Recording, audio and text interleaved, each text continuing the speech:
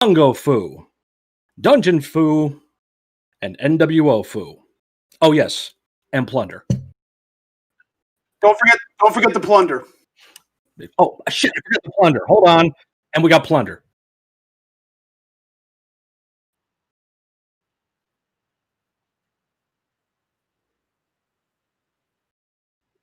Maybe it's my new mic. It's too powerful. It's too sexy. It is too sexy. The hell did OBS do to my computer? Damn it, Beavis! All right, we got it. Now we're back underway. Too bad you guys missed out on all the food. We don't all the foo. Yeah, and the stats. Just remember one thing: Plunder. Yeah, I think it's safe to say the word of the show was plunder. Yeah, it was definitely one of them. Oh my god. Oh my god. But if I may add on to the foo, we also have a future Miss Benoit. Yeah, we do. So, There you go. Since you brought up a future Mrs. Stone Cold, we have a future Mrs. Benoit on the show. I was a Mrs. Sullivan. Yeah. Yes. Which is still crazy to think now, looking back, but... But regardless, now that we finally got all the audio working again, cool. I have no idea what the hell happened. Like, OBS changed my settings so much, but... You can always go back and watch it again, folks. Yeah, but then again, you guys will have missed out on all the plunder. Plunder. All right. Thunder down owner with plunder. Oh, we're already off Plunder to down under. There you go. That's what the Iconics should use. Plunder from down under. Yeah. Somebody comment that on Peyton Royce's YouTube channel. I would love to do anything on Peyton Royce. I think we all do. Yes. In fact, Cassie McIntosh, I got a Mackin in my name. How about you come smacking with me? Dump Shawn Spears, come to me, lady. Anyways, back to business. So on this show, we have 9 matches, 14 if you include main event and dark matches. Holy balls!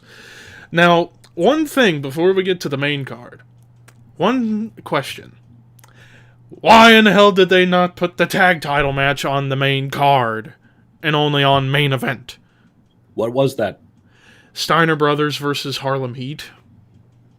Like, that sounds like a damn good match on paper, and they decided to put it on the... Why didn't they switch Eddie Guerrero and William Regal? They take that off the main event, put that on the main card, and switch that with Joe Gomez and Mongo. Yeah. Yeah. Yeah. Why? Comes after X before Z. Why? Answer that question. Why? Yeah. Damn it. Why? Damn it. Why? Damn you. Anyways, now that I got that little nitpicking thing off of my chest, now let's get on to the main show. And we kick things off with one of my favorite matches growing up, watching the Rey Mysterio 619 DVD, which is somewhere in that monstrosity. We get Rey Mysterio Jr. versus Psychosis. And, well, as I brought up in the onset, this was one of my favorite matches growing up watching that DVD. I watched this match so many times. I hadn't watched it in a while, though, since I haven't watched that DVD in so long, and it probably wouldn't read on my Blu-ray player because it's been scratched to hell, but because I got it in 2003, 2004-ish. But regardless, I think this match is an absolute classic for the WCW Cruiserweight division. Granted, not for the title. It didn't have to be for the title, and it was a fucking phenomenal match. And this was the one and only match where you had Mike Tenay on commentary, where the rest of the team, you had Shivani, Dusty, and Heenan, and Mike Tenay. Now, you would think a 4-man booth would be disastrous. Not this 4-man booth. This was a pretty good 4-man booth. You have just for this Tenay, match. Just for this match. Let's qualify this. Tenay, I thought, did an excellent job with doing like the sports aspect of the commentary. Dusty and Bobby going at each other, and of course, Shivani being the play-by-play guy. awesome. I thought they did a great job on commentary. But the match itself, again, in my opinion, one of the all-time classic Cruiserweight matches. No doubt about it. Yeah, I mean, this they was... used the same, and we saw that same finish a year or so later, Halloween Havoc with Eddie and Rey. But we had seen stuff like that from Rey and Psychosis and ECW prior to this. So it was kind of just like the best stuff for those two guys when it came to WCW. That became a popular indie spot there, the Splash Mountain into the Hurricane Rana. Actually, one of our buddies, Brian Immaculate, friend Cranky, used to use it all the time when he wrestled bigger guys. Right. Yeah, he'd do that. But, it opened the door for a lot of new coming Cruiserweight, light heavyweight guys to kind of emulate and copy and make their own. You would not see the talents of Ricochet and Will Ospreay and all these other crazy guys who do all these weird flips. It's like that whole crew that started with ECW. Yeah, you can say the Worlds Collide pay-per-view that WCW did. Yeah, sure. But really it seemed like they got more exposure on the underground from ECW and Paul Heyman. Yeah. So, yeah, and like you said, the Splash Mountain into the Hurricane Rana, that was an awesome spot that, we would see a year later at Halloween Havoc in the classic Rey versus Eddie match. And yeah, getting back to the commentary too, I mean, this was like a good example of what commentary should do because Tony, Dusty, and Bobby kind of lay out a lot of the match and let Tenay do his thing. He's going in there saying, it's a guillotine leg drop. And then, what is it? It's a guillotine leg drop. What the hell does that mean? And all that stuff. So he was allowed to call moves. Ooh, what an idea, WWE. Yeah, what an idea to call a move what it is. And then the guy's like, what is that? What is that? How? They were putting it over. So they were letting Tenay do his thing. So I love the commentary in this match. This match, I love commentary. So, can't say much for anything else. But in the end, Rey Mysterio defeats Psychosis in 15 minutes, 18 seconds. So this was one of the longer matches on the card. And wow, was it an awesome match to witness. But now we go from an awesome match to, oh dear, a slow match with a great finish. That's what it is. Okay. Yeah, that's what it is. But before that, we do have a horrible promo with Conan. Oh my God! Me and Jim trying to get Conan to further explain the finish to Eddie and Rey as well. But Conan is was like Eddie and Rey. He had like a mystique about him. He was one of the most popular guys in Mexico. He was the biggest star in Mexico at this point. So I believe he was the AAA champion at the same time of being the United States champion. Right. Yeah. And he was in high demand from the big companies. I mean, as you see, WWF a few years prior to this brought him on as Max Moon, and he came and went very quickly, and they gave him Max Moon. He was the first. He was the first Max Moon, right? Then it was. He was the first, and then became Paul. He was like Max Moon for like a couple of weeks at best. Yeah. And then something happened, and Paul Diamond got the gig. Right. And then he went back to Mexico, did that AAA pay-per-view when Worlds Collide. It was the main event against Perro Aguayo. I think he had a program with Jake Roberts, too. Oh, and we did see him at WCW a little bit before that in 1990 when he was much younger. He was in the Starrcade 90 tournament. He teamed up with when Worlds Rey Mysterio Sr. He did Rey's uncle, Rey Mysterio Sr. That's right. I forgot about that. Yep. Mm-hmm. Yep. And I can't remember. Go ahead. I can't remember who they wrestled. I think it was it might have been Steiners, or it might have been one of that Russian team. But nonetheless, this promo is bad. I mean, it's bad when you have to. Your promo is to put over the previous match's finish. Yeah. What the hell's that about? That doesn't make sense. In disregard your upcoming feature match later in the night.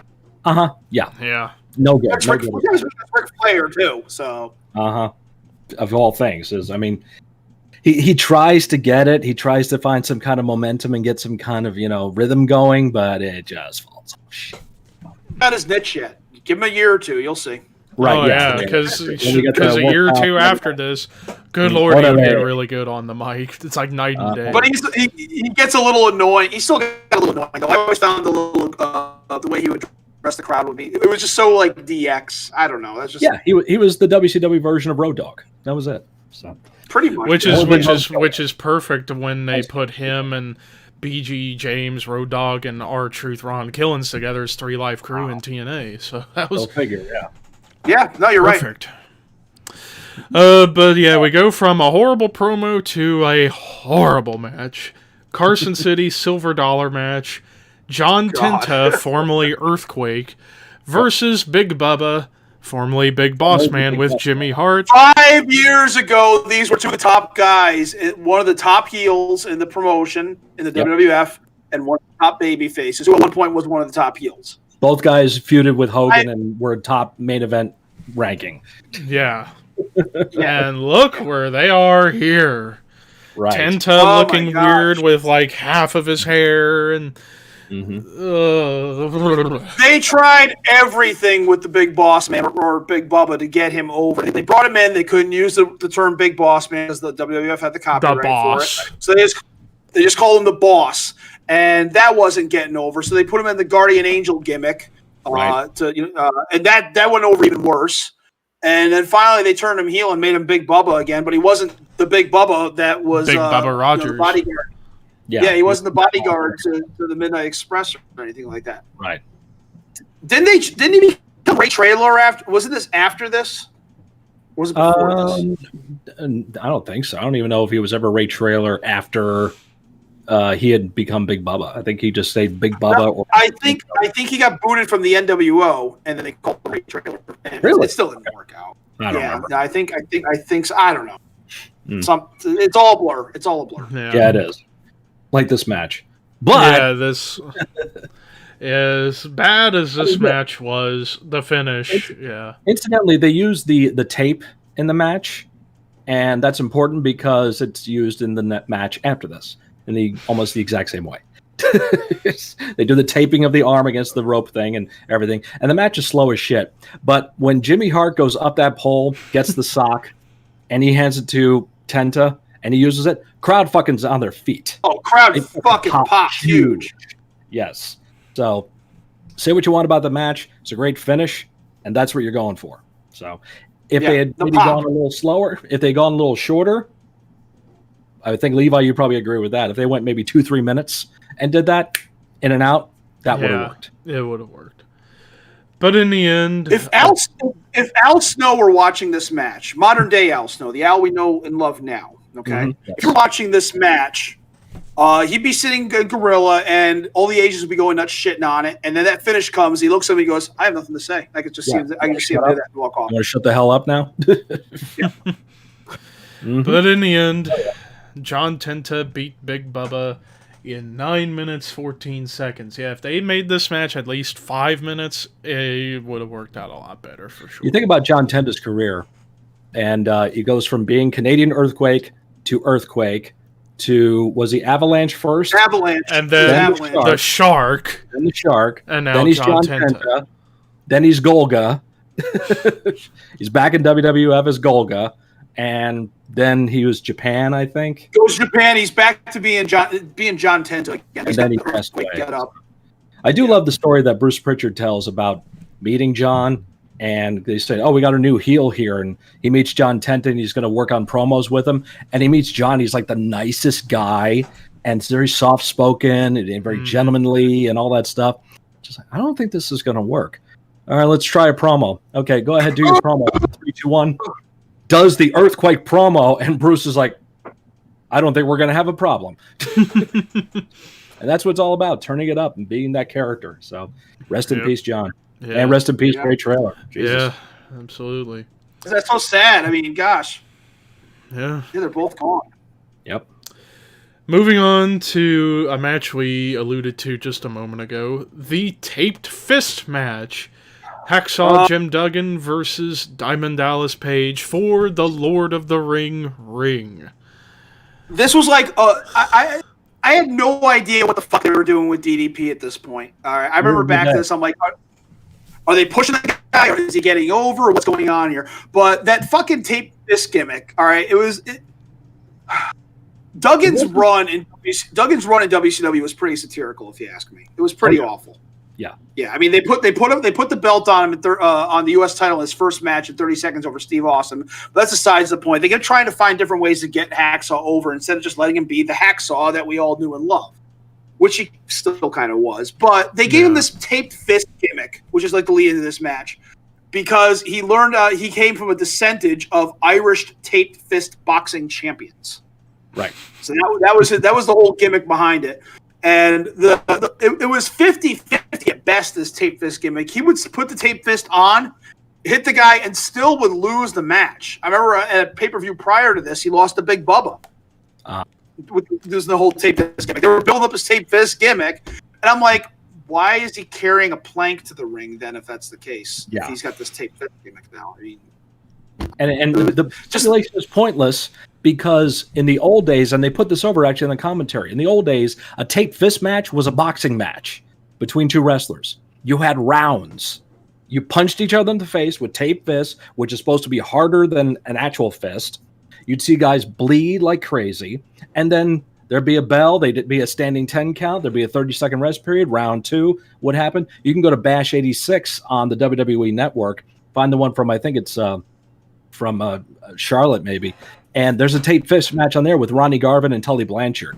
And it's basically a boxing match. So that's what a tape fist match was. This is pointless. And Tony Schiavone has to clarify that in the opening of the match where he says, this hasn't got rounds. This is a regular wrestling match. Only they have tape fists. There's pinfall submissions, all that stuff. It's like, why have it then? But as Walt just stated, that was Duggan's gimmick. So, and DDP still wins. DDP still wins with the Diamond Cutter. Yep. And Duggan no-sells it, gets up, puts the tape on, bam, knocks him out. Yeah. Duggan, that was probably just Duggan being Duggan, because I've heard stories from other guys that Duggan at times can be a pain in the ass to work with. Oh, yeah. Yeah. Nice guy. Some people I know say he's a great guy, but Balls Mahoney had a Duggan story. I'm sure you remember that yes, one. He did. Oh, I do. Oh, boy. Oh, my gosh. Yeah, that got Duggan almost got his ass kicked by John there in the locker room. That's crazy because Duggan had a tough reputation. He had a tough guy. He had a reputation of being a tough guy. Well, that's the thing. He is a tough. He can be a tough guy, and he can be a nice guy. Tough guy, yeah. But when you're a fan, he can be a nice guy. But when you're working with him or doing business with him, it's a different story. So look at what him and Matt Bourne had to do. We got those two together. Him and Matt Bourne, and of course him and Iron Sheik. Boy, you want to go? You want to work or you want to shoot? You want to work or you want to shoot? So with this match, it wasn't the worst thing on the card. Certainly not good either. It was just there and pointless. And the Diamond Cutter at that point was not at that level of excitement yet. It was just it was Ace Crusher. It was a Johnny Ace, three-quarter crevice bulldog, if you want to call it. Yeah, you wouldn't really see the Diamond Cutter be a big deal until about early '97. Right. So. Yep, it's coming, so you know. Yeah. Yeah, this was before they really started putting the move over. Yep, you watch that match there, and you don't have no idea. A year later, he's going to be one of the top stars. Yeah. So Diamond Dallas Page beat Jim Duggan in 5 minutes 39 seconds. Oh God! Earlier we talked about plunder. Well, here we go. Here we go. This is the match where the word of the show comes from. The double dog collar match. Public Enemy versus the Nasty Boys. Now, on paper, you would think Public Enemy versus the Nasty Boys. This sounds like a dream tag team brawl, considering Nasty Boys were rough and tough and stiff in the ring.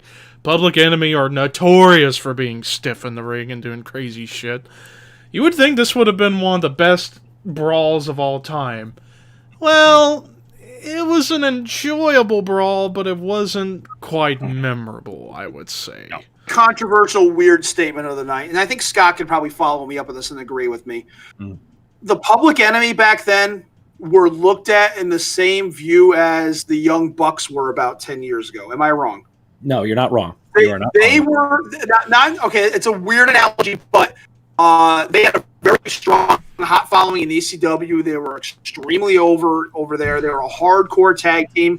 They implemented, along with Sabu, the whole table gimmick. All right, and they were actually highly sought after by both the WWF and WCW. They did a dark match with the Smoking Guns in the WWF and turned it down and went to WCW instead. Which, when they did eventually go to WWF, that brought some heat on them. Hence the Acolytes beat the shit out of them. Yep. Yeah.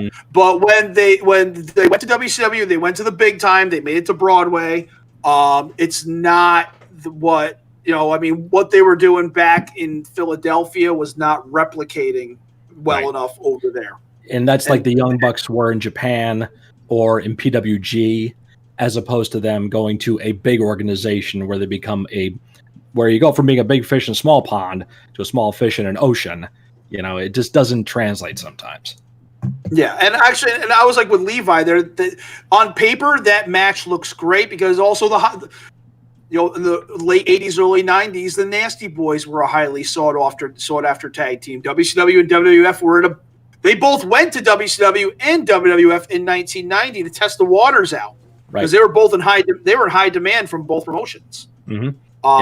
They were AWA born and bred, and when that company went belly up, they went to both places and tried them both out, and they wound up with Vince at first. Yeah, and with that, you expect the great brawls that the Nasties had, like with the Legion of Doom back in WWF, also with the Steiners back in WCW, plus the matches with Cactus Jack and Max Payne that they had a couple of years prior to this. You'd think blend that with an ECW born and bred tag team.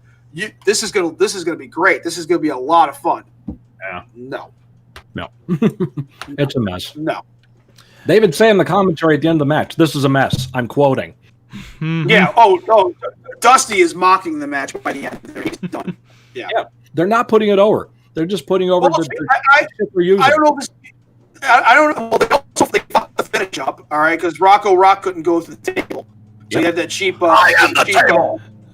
Yeah. Maniacal laugh. They had to improvise and do the clothesline with chain, and it just didn't go over as well. And I don't know. Maybe the Nasty Boys just didn't want to sell. No, they didn't. The Nasty Boys can be very difficult to work with, too, from what I understand. Mm-hmm. So, after all, they're Hogan's buddies. Yeah, well, at least Knobs is on Knobs. Sags. They were close with Hogan at this point. They were probably becoming friends, but regardless, it really seems like Nasties are taking liberties with PE, and PE are trying to sell and trying to do good business and like that. Whenever PE will fire up, Nasties aren't selling. They're kind of being a little C-ish. You know what C stands for? With blocking stuff, or PE are like, "Go ahead, hit me, I'll take it." And Ted Petty tries doing the flip off the top of the damn coast lifeguard thing, and Sags barely takes it, and he goes down into the dirt table thing and chairs and surfboards and the shark and life preservers, plunder, tons of plunder, lots of plunder. Yep, and you see it. After the match is over, I mean, the Public Enemy are still like, okay, we got to give these guys something to talk about. Someone has got to go to a table. So, they try to put Jerry Sags through they have Sags go out and do the tables, and it just looks awful, and there's no reaction to it whatsoever. None. But then again, we're at a point in time where on WWF and WCW television, there have been a couple. There were only 2 table spots in WWF prior to this. Survivor Series 95 with Brett, and then In Your House, Good Friends, Better Enemies with the jackknife from Diesel to Shawn. That did get a good reaction. Right. But WCW, they weren't quite there yet as far as like crazy spots like that and getting the crowd into it because, of course... Yeah. They were just starting, like, as we'll talk about at the end, this is the beginning of their more edgy product that would go on for the next several years until the company would fold. And some of that, you could argue, came... And you know, it's been said and documented on, like, Rise and Fall of ECW, Forever Hardcore, or whatever documentary regarding ECW, that you could argue that the edginess of pro wrestling on the mainstream side and WWF, WCW came from the influence of ECW. So, oh yeah, this is when the two big companies are stealing, excuse me, ECW's talent, but not their format. Not yet. That comes later. The Public Enemy and Sabu was actually taken from ECW first in 1995, and he was gone shortly thereafter. This was the other team they took, and they took ECW's one of their top singles guys, and then they ended up taking the top tag team because the Public Enemy was the top tag team in ECW at this point. And they were expecting magic and fireworks, and they didn't. Yeah, they didn't really get it. They ended up becoming spokesmen for the WCW merchandise catalog. That's true. But in the end, Nasty Boys beat the Public Enemy in 11 minutes 25 seconds. Now, very long 11 minutes 25 seconds. Very long. Yeah. But it was very sloppy. As the whole show's going on, we're getting all the hype. Hostile takeover. Who's the third man with Hall and Nash? Mean Gene trying to get word in, figuring out. And the other big question, where is Bischoff? Where's Eric? Yeah, where is he? Oh, I talked to him on the phone. He should be here any moment. Yeah, but regardless, I don't remember if this promo happened before or after the match, but we get a promo from Arn Anderson and Chris Benoit regarding a match that'll happen later in the show. Benoit sounded... His voice at this time sounds so different from how he would sound later in his career.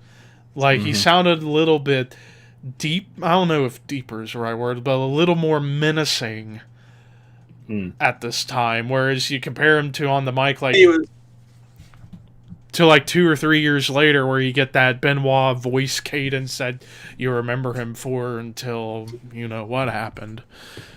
So yeah, that kind of caught me off guard. Crippler.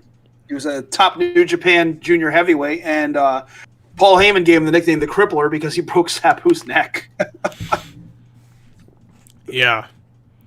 Yeah, and they asked him, every time they asked Sabu about it, he goes, yeah, he was a dick, but he said he was sorry. I love Sabu's short answers. When we had Sabu at that In Your Face show, I asked him about that fiery ring. I know we're going off far, but that fiery ring match he had with Onita and FMW, the tag match. All he could say was, "Yeah, man, it was fucking hot, dude."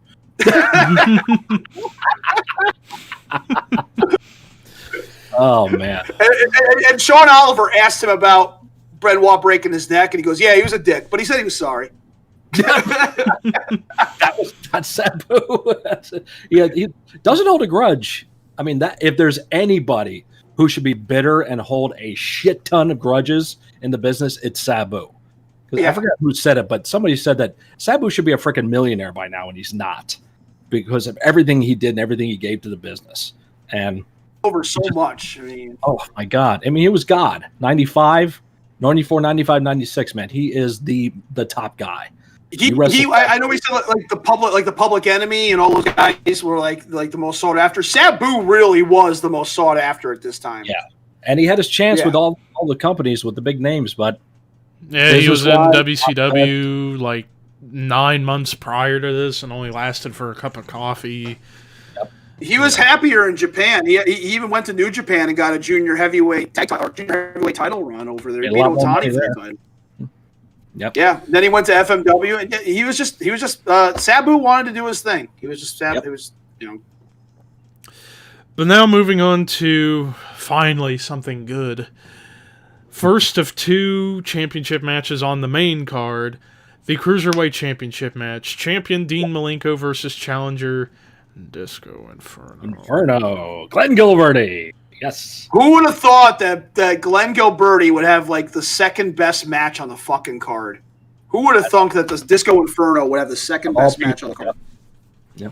Well, Glenn's become infamous with his booking ideas, and for obvious reasons because they're stupid. But Raven gladly shares them stupid ideas. They're meant to be not to be taken seriously. They're meant to just be there to kind of like the whole idea of booking the Invisible Man. Guess what? Remember Little Jimmy? That's pretty much what it was. That whole thing that Ron Killings was doing, the Truth was doing. It's basically the same thing. So and I got okey-doked by Little Jimmy. Mm-hmm. Raven will gladly talk about Glenn Gilbert's booking ideas. Actually, he's had several episodes on his podcast solely devoted to Glenn Gilbert booking ideas. What was the Bill Ding? That would be the wrestler's name. Oh, Bill yeah. Ding. Wow. And typical Raven will be like, yeah, it was a stupid idea. Probably the worst idea ever. Actually, it wasn't that bad. It would have got over. Maybe not. I don't know. Totally commit and then go 180. Dumb idea. Yeah, it was a stupid idea. But yeah, probably not that bad. It could have worked. I could have made it. I was gonna hire Raven for your birthday to do a cameo. Oh, and I was gonna have him go off on your booking.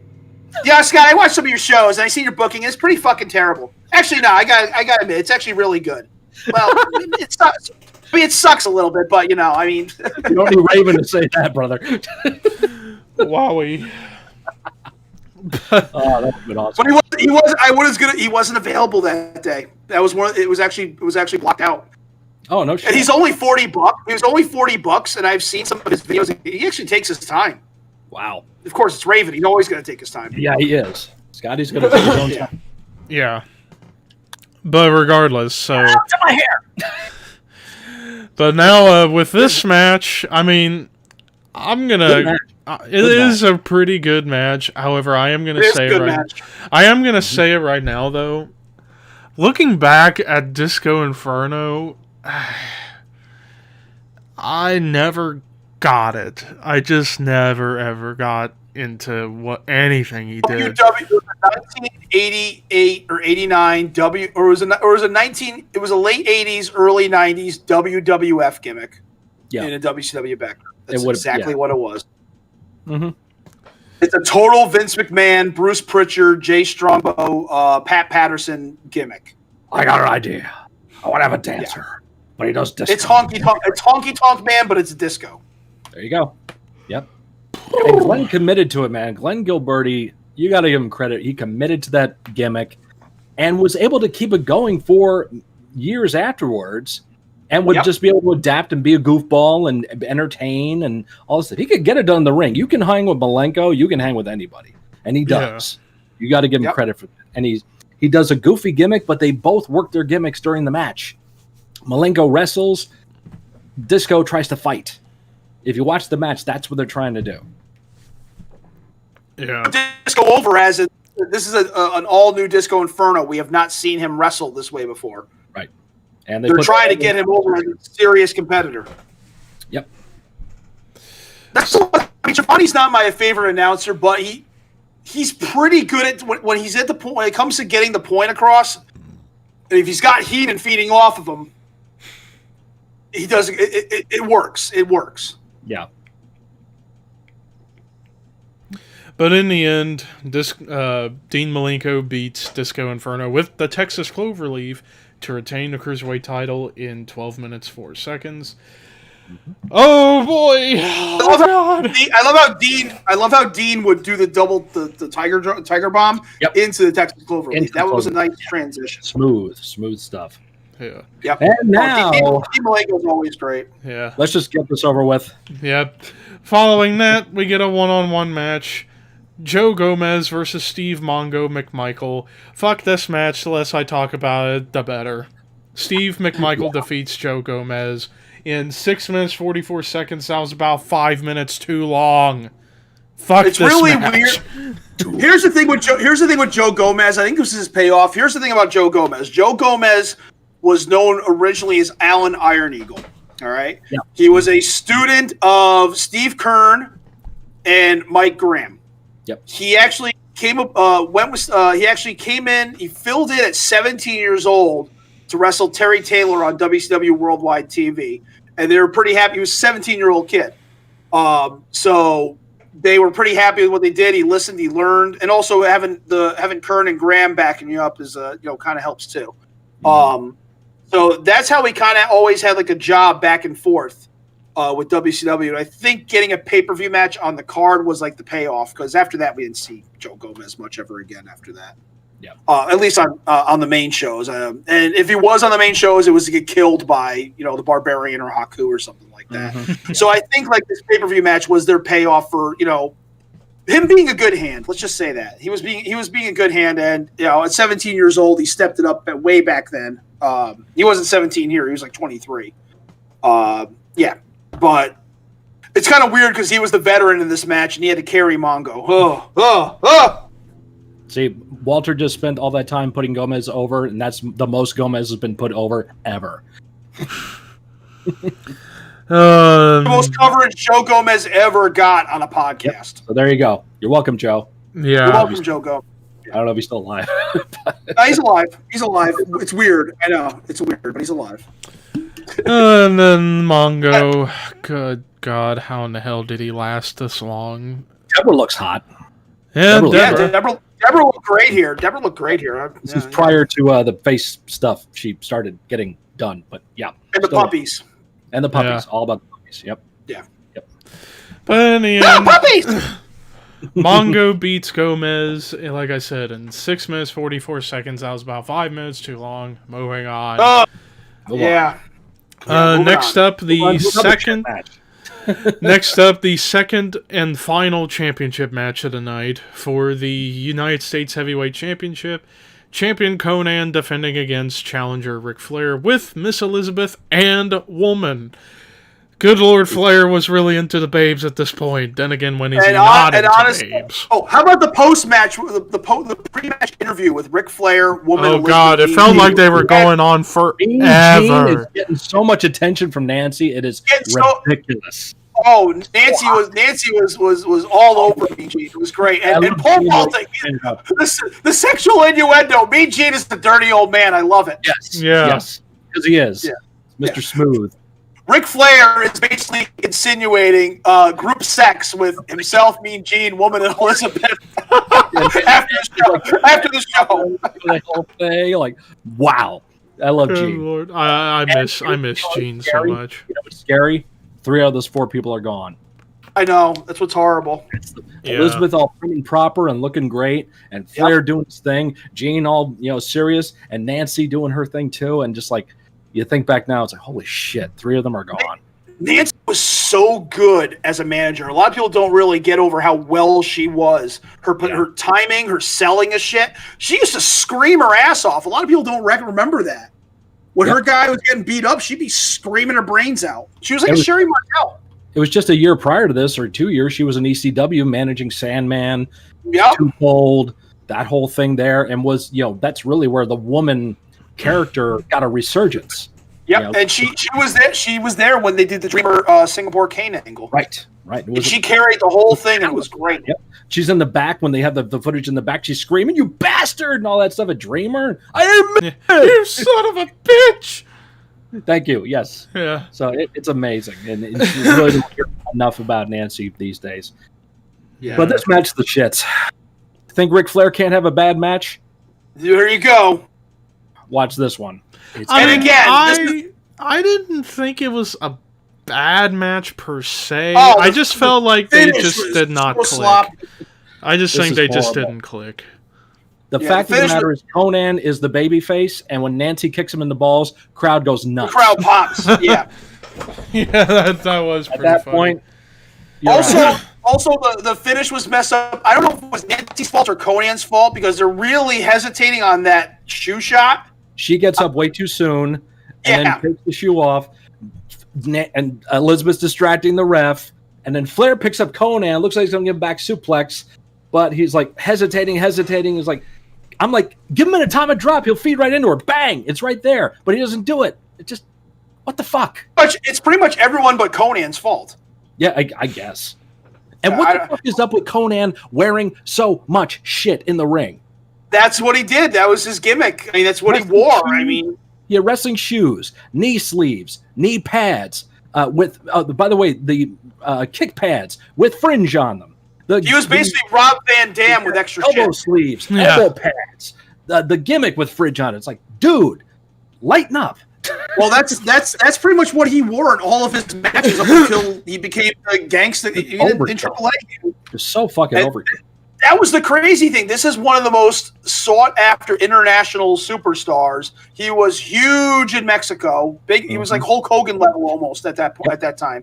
And yeah, I mean, they get him over here, and the crowd goes to shit. And it just goes to show you where something is great in one place isn't going to go over as well somewhere else. Young Bucks. I'm sorry. Thank God, a year or so after this, they change up his character, and then he becomes really good. Yeah, finally. Yeah. Oh my god, dude. Oh, I was part of Ring of Honor's ring crew from 2002 2003. I got to take Walt to a show or two with me too, and I was at the Murphy Rec Center in Philadelphia when Ring of Honor brought Conan in to work Quiet Storm and Chris Devine, because this was the match to reinvigorate Lucha Libre. Conan goes out there, huge fanfare. Everyone's psyched up to see him wrestle again. He blew up in 2 minutes, and the match went another 10. Oh, the Lord. crowd booed him out of the fucking building, never came back. And that's when he wound up going to TNA after that. Didn't he try doing the old gimmick again? He had the mask and all that shit? Yep. Or was he? They were working the left. They were doing lucha. They were working left. Yeah, or excuse me, working the right, doing all that stuff. Crowd was not buying it, and you saw Conan just like huffing and puffing and trying to get his wind. He couldn't get it. He blew up so damn early. And Chris Devine and Quiet Storm were students of Mikey Whipwreck. They were part of the crew with the SATs, the Spanish announce team, and whatever with those two. So it's like those were two up and coming young superstars that were hopefully going to make something. And Devine really didn't do anything. Quiet Storm went to Japan and did Osaka Pro. Quiet Storm's known for the Storm Cradle Driver. Thank you. Yes. Yeah, he went. He went to Puerto Rico for a little bit. Then he went. They went to Osaka Pro, and he actually worked for Osaka Pro right until it closed. Yeah, for a while. So. Sorry, total sidebar there, but yeah. So yeah. Bottom line, Conan, go away. In the end, Ric Flair beats Conan to win the title in 15 minutes 39 seconds. I totally forgot about the fact that Flair won this match. Yeah. No wonder why. And won a title that he didn't really need at this point. No. If you're going to put any belt on Flair at this point, give him the world title. That's the only belt he really should be getting at this time. But it is what it is. Speaking of that's Sullivan booking too. Yeah, that was still Kevin was in charge at that time with the book. So that was his decision. Like, this was filler. They were like holding their breath for the big angle that was to come. Obviously, which was going to be this big epic, okay, and that was going to overshadow everything else. So it's kind of like, okay, we can't get too deep into things. So we got Ric Flair. Let's put the U.S. title on him. It keeps him relevant, gives him over, and gives him something to do. Maybe. Yeah. Who knows? I don't know. But anyways, speaking of the World Championship, that brings us to the penultimate match of the show. Tag team match, the WCW World Heavyweight Champion, The Giant, and the Taskmaster, Kevin Sullivan, versus Horsemen members Arn Anderson and Chris Benoit. Yes, the Dungeon of Doom was still a thing in July '96. It wasn't over yet. We still had it wasn't done yet, dude. It still went on for another fucking year after this. It's like, at least. I mean, we had Hugh Morris, we had Ming and the Barbarian. We had Loch Ness was gone by then. That was already on. Max Muscle and Ultimate Solution. Yeah. The Leprechaun. May I say, Big Show at this time was a scary looking dude. Oh my god, he was in great shape. Yeah. He was in great shape. He was young. He had a chip on his shoulder. He was scary looking. Yep. Yeah, and very little experience, but he showed some athletic prowess for sure in his early times before. This this back was doing drop kicks and going off the top rope and all that. Yeah. Even though he was getting a lot of shit for it, especially by people like Macho Man telling him, "Dude, less is more. You're a giant, brother. Keep him in the ring." He was doing a moonsault at the power plant, and he kept saying he was going to pull it out. And even Bischoff, no. And who would want to take a moonsault from him? That's my question. I remember when he missile drop kicked Scott Steiner, and I'm like, God, in peace, Scott Steiner's ribs. Holy cow! Yep. I mean, amazing stuff to do. If you do that kind of stuff rarely, like once in a while, I think you would be okay. But to do that kind of stuff all the time, when they want you to be a giant and look unbeatable. Yep. Yeah, that can definitely rub people the wrong way. So it's one thing to be able to do a move. It's another thing to be able to control it, where you don't hurt somebody.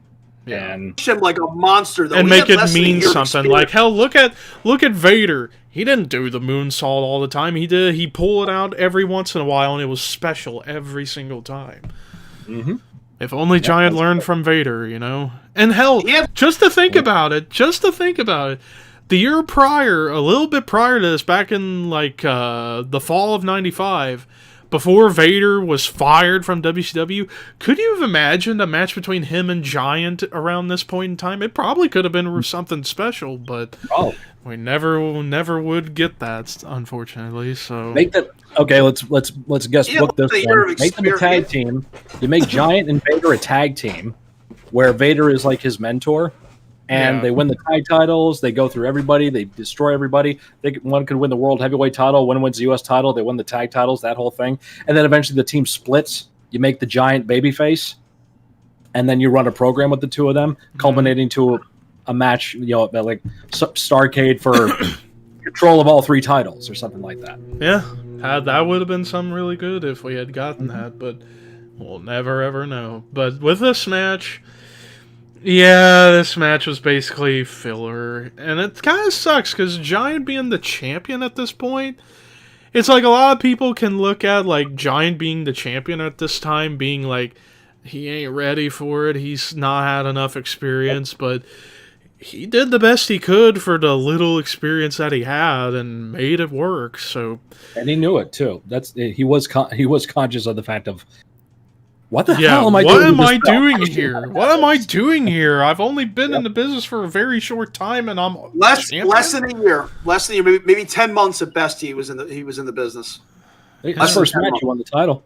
Yeah, and he was ribbed by the other guys, like saying, "Oh, dude, you want to be world champion? You got to make that belt look good. You should wear that belt everywhere." And he was wearing it to airports and shit. And it was Sting who came up to him and said, "What the fuck are you doing? Knock that shit off. Take that belt off. You look stupid. You're embarrassing yourself." No, Steve. Steve, I'm new. I don't know what to do, Steve. I'm new with this. And mind you, remember when Triple H put Big Show over at that one Hall of Fame speech? He said, "Big Show, brother, you can own this business now." Yep. It's true. Flair said that. I think. Oh, Flair said it. Okay. Yeah, Flair. That was the thing. Flair gave. The Hogan thing. That was like a fluke win. Flair gave Big Show or Giant his first real win for the title. Yeah. And it was a squash. He let Big Show destroy him on Nitro within minutes. It was like unbelievable. Yeah, you can definitely tell. And just crashed him. Yep. Yeah, you can definitely tell they had all the faith in him, and kudos for them trying to push a young Giant to be a top star. But yeah, of course, doing the crazy moves a little bit too much too often, and them trying to teach him, you need to be like Andre, be a giant. And be a giant. Yeah, very Thankfully, when he went to WWF and they kind of gave him an attitude adjustment and made him go from being WWF champion, to developmental, to get better and doing stuff. Thank God for that, because he goes on to have a Hall of Fame career. Granted, could have been used a whole lot better than he wound up being, for sure. Good Lord, the meme. Big Show turns heel every day. Every day. Or turns face every day. He's like, blah, blah, blah, but it is what it is. To Russell, who's watching us on the stream here, he did mention, I think you missed the Steve Mcmichael match. You said that about 10 minutes ago. We got to it. We did get to that. We just tried to brisk through it because we kind of got through it fast. We were brief. I mean, if you want a full analysis of the match, we can do another whole episode on the entire match if you like. If you want. God. That'll be a Patreon. Here's the episode. The match sucked. That'll be a Patreon. See you next week. Good night, everybody. And hello to NASCAR Diecast, who's also said hello out there in the comments. So, hey guys. Sneaky Breaky, I'll point out the sound. Thank God for you. Otherwise, this would have been a failure. Yes, it would. Thank you. But we need you guys. We need you to be here. Tell us when we're doing stupid stuff. Or we sound stupid. Or look stupid. But with this match with Giant and Sullivan against Anderson and Benoit, I mean, like I said, filler just to pass the time till we get to the main event. Giant and Sullivan win in 7 minutes, 59 seconds. The worst slingshot ever. Finally wrap up the Horseman dungeon feud. Well, technically, like 6 months. Technically, it kept going, but it basically turned into Sullivan versus Benoit. Right, and this has the worst slingshot in the history because Benoit goes to the top rope. Sullivan has Arn. He goes to throw him up, and Sullivan doesn't get his knees behind Arn properly, and Arn has to do a sit up and stand, and he gets that hesitation and finally gets Benoit. It just screws up that spot completely. Oh, and let's not forget the after the match where Benoit is still beating up Sullivan to when Woman comes out and begs him to stop. You're gonna kill him. Foreshadowing. Anyways, now let's get to the thing everybody wants us to talk about. The main event, the Hostile Takeover 6-man tag. You have the Outsiders, Kevin Nash and Scott Hall, versus Macho Man Randy Savage, Lex Luger, and Sting. Although Outsiders have a third man, and it's been hyped up. Who is the third man? Who is the third man disjoining these two Outsiders? Well, we get to the match, and within a few minutes, they take Luger out with a spot with doubles with a Stinger splash, where Luger's head gets stuck in there and it gets knocked into the ring post, and they take him out of the match, so it ends up becoming a standard tag match with Savage and Sting versus Hall and Nash. Pretty good tag match for the most part between these four. But then... let's talk about Crowd is red hot, mind you. Crowd is red hot for this whole thing as well. This match is brilliantly booked. It is fine-tuned. It is got everything because they built it up and built it up and built it up, like Levi said, all night. Who's the third man? We only got 2 heels, no third guy. Adds intrigue. 3 guys come out with the babyface side. One of them's taken out. Now it's 2-on-2. The commentary on this one is really good because they're just being straight up biased towards WCW, and they're making no bones about that. So that helps the story too. And get a lot of heat on Sting, a lot of heat on Sting, a lot of heat on Sting. And Sting's the guy who accidentally hits Luger. So that's a little subtle. And also a little bit of foreshadowing for a couple months later in the War Games match. Right. So all those details are in there to really build the heat to get to that moment that we're going to get to now. So we get the moment as carnage is going on with Hall, Nash, Savage, and Sting. Out comes Hulk Hogan, and they're like, thank God he's here to help replace Luger. Yeah, but whose side is he on? Yeah, Heenan going, whose side is he on? Bischoff is, or not Bischoff, Shivani is losing it. It's Hulk Hogan! Mm-hmm. And so Hogan gets in, as soon as he gets in the ring, Hall and Nash leave like, we don't want no part of this. Hogan step back, shove the ref for a bit, and then leg drop heard around the world on Savage, and the wrestling landscape changed forever. Shivani as it's happening. Yep. Everyone should come out of the locker room and kick his butt. Hulk Hogan, you could go to hell. Yeah. He has betrayed WCW! Soundbite to be heard for generations. The thing I love, though, here's the great thing. Bobby Heenan sums up a, 10 10-year feud or longer with Hogan. What have I been telling you all these years? Yeah, that was a smart move. That was a smart move by Heenan because he kept that. He kept that. He didn't do the automatic like Jesse Ventura. Yeah. If Hogan turned heel, Jesse would automatically start siding with Hogan because Heenan had been Hogan's villain enemy for so long, like 10 years, like Walt said. He keeps that going. He's like, yep, I told you can't trust him. I was right all along. But I never liked that Bobby said that. That he said, yeah, whose side is he on? Yeah, if they I never liked that he did that. Yeah, because that kind of tainted it a tiny bit. Yeah, it at least put it in your mind, like, what's he talking about? Wait, is he going to turn? And then there's so many rumors. There's so many rumors and people that want to take credit for this. Like Sullivan takes credit for the turn. Bischoff takes credit. Hogan takes credit. Mike Graham took credit. I think Greg Gagne took credit. So many freaking people are like the ones saying, oh, yeah, I told Hogan he should turn heel. I was the one who convinced him. Sullivan said he had Hogan sleep at his house the night before so nobody got in his ear.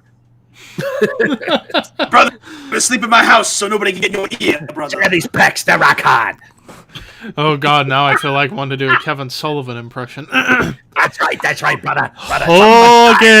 Hogan, you realize you're going into the most dangerous match of all time, War Games. I told you life would not be easy. Damn it, but anyways. But anyways, so we get the turn, and it's arguably the greatest heel turn in the history of the business, because think about it. At this point, you look back on the history of wrestling. Hogan going to WCW in 1994. From the moment he stepped in there, he would get booed by quite a bit of people because he came from up north. He came from the enemy. Not to mention, the gimmick was starting. His red, white, and blue Real American gimmick was getting stale. Looking at you, John Cena, and see you in 3 years, Roman Reigns. But they needed to do this because had Hogan stayed babyface forever, oh my God, could you have imagined how things would be? So, and they might have had no other option but to turn Hogan heel, especially when you listen to everything that people have said over the years about the original idea behind the NWO, who was going to be the third man. Supposed to have been Sting. But Sting did not want to turn heel, and kudos to him for not doing it, sticking to his guns. And honestly, it's a blessing in disguise that Sting turned it down, because Hogan took it up and thought, you know what, we can make some serious bank off of this. And lo and behold, they made fucking bank for the next 2 years. I used to hear rumors that Hogan was like still hesitant to do it, even walking to the ring, even when he got in the ring. And there was supposedly like a plan B, that if Hogan like chickened out and didn't turn, Luger was supposed to do it. I don't know if there was any actually validity to that, but I know there was like a rumor that went around. We Are Pro Wrestling commented to us. Yeah, my buddy. I always defend the what side is he on line from Heenan, because it played up all the years between the two. You would expect Heenan to say something like that. Yeah, I get you. And then Mabel is the third man by Dave Mabel is the third man, quote Meltzer. Oh, nice God. Yes, thanks, James. But then after the leg drop, you start seeing the fans throwing the trash in the ring, and Mean Look Gene at all coming this crap in this ring. And then Mean Gene coming in, and he's so disgusted. You can tell by the look in his face and his voice, he is so disgusted. And then we get one of the greatest promos of all time. Mm-hmm. Great promo. Something that Hogan had been waiting to do for a while. But the other thing, too, with Hogan, doing the heel turn was a big business decision for him, because that meant he couldn't do like all the charity events, like he mentioned in the promo. Once he turns heel, back then, he can't like do the charities with the kids like he did for years as the babyface superhero. So that's a lot of PR stuff he needs to wrestle with, no pun intended, in his head. Like, okay, when I turn heel, life is going to change. But thankfully, like you said, Levi, money started rolling in. Big bucks. It made Hogan reinvigorated his career. It was a shot in the arm. Huge. And reinvigorated the entire business as well. You got it. Yeah, and I'm pretty sure there was a lot of negotiation because Hogan knew that, yeah, like you said, things were going to change. So I'm pretty sure they had to do a lot of warming up to him to convince him to do this. Because honestly, if that's true, the backup plan you said, the NWO angle would have flopped before the end of the year. Yeah, it wouldn't have worked. It had to be another WWF guy. And even though Luger had been WWF, he wasn't a WWF guy. He was always a WCW guy. Yeah, always. NWA, what have you. It wasn't going to work. But again, that's a rumor I remember hearing years ago. Don't know if there's any validity to it. And again, who knows who is actually the person that told Hogan need to do it. Ultimately, Hogan's going to do what Hogan wants to do. Creative control, brother. So yeah. He could have legitimately walked to the ring and not done it. But businessman that he is, he knew what the right decision was. Cuts that great promo. The image of the three of them standing in the ring with all the garbage speaks volumes. Did you guys notice the hot blonde in the fifth row opposite hard cam? No, I actually didn't. Don't know why. Oh, dude, it was during the Flair Conan match. That's why I wasn't looking at the ring. Wait. No, I do remember her now. Yes. Very hot. She's wearing a bikini. Yes. Levi. What? Yes, if you watch the Flair, go back and watch the Flair Conan match. You don't have to look at the match, don't worry. But in the fifth row, opposite hard cam, is a hot blonde chick, and she stands up during the match. You still see like a white top and a lot of like midriff. So I'm assuming she's wearing just like a bikini. It's Daytona Beach. A bikini like this? No, not like that. Hi, Zev. But ring my bell. But and she's got some like big mongoloid looking moron as a boyfriend who's like hugging up on her and kissing her. I'm guessing she's a stripper and he runs the club. So that's my guess. But yeah, she's woman. So yeah, you go back and watch that match just to see her in the fifth row. I think she's looking for a job, if you know what I mean. So. Bro. But yeah, and then of course during this promo we get the name of the group to come, the New World Order, which is big. New World Organization, New World Order, New Blood. He just throws like every catchphrase, every buzzword he can think of. He's throwing it out there. So now, Scott, did you watch this pay-per-view as it happened? No, I did not. I was actually on an outward-bound excursion off the coast of Maine, believe it or not, when this happened. It was going 3 weeks. When I came back, I came back to Cooperstown on the bus. I come off, my parents are there, my mother's there, my parents are there, my mother, my father, and my friend Nigel. I've told you about Nigel before. Yes, yeah, Nigel. Mm-hmm. My mother is so happy to see me, she's in tears. Nigel walks up to me and goes, dude, Hulk Hogan was the third man. Before my mother can go up and give me a hug. That's the first thing Nigel says to me. Well, dude, Hogan was the third man. I went to Scarsdale's house the next day because what was the date of this show? July 6th. July 6th, I think. 6th or 7th? July 7th. July 7th. The next day is my birthday. So, because July 8th is my birthday. So I went to Scarsdale's house, our friend Scott's house, and he was there with Lee, our buddy Lee. And I walk into Scott's room, and I'm like, hey, guys, what's going on? Lee's wearing the old school WWF Hulkamania t-shirt, the red with the yellow lettering. He says, I'm wearing this for a reason. I was like, why? He's like, third man. What? So, yeah, same thing. And then, so we got to see Nitro and Raw and everything like that. So yeah, I didn't see it in real time. I heard about it from those guys afterwards. It's just funny because my mom is like so happy to see me. She hasn't seen her son in 3 weeks. She's in tears. Right. Nigel cuts ahead of my mom, and he's like, "Dude, Hulk Hogan was the third man." And I'm like, "What?" And I'm like, "Hogan." I'm like giving my mom a hug, and we're like talking about it. While I'm not really paying attention to my mom. That's wrestling fans for you. Like it's like, oh my god, it's so wonderful to see you. I miss you so much, dude. Hogan's the third man. What? Oh, hi, mom. You know what what this kind of thing reminds me of? My mom, she ain't a wrestling fan per se. She'll watch it with me when I'm watching.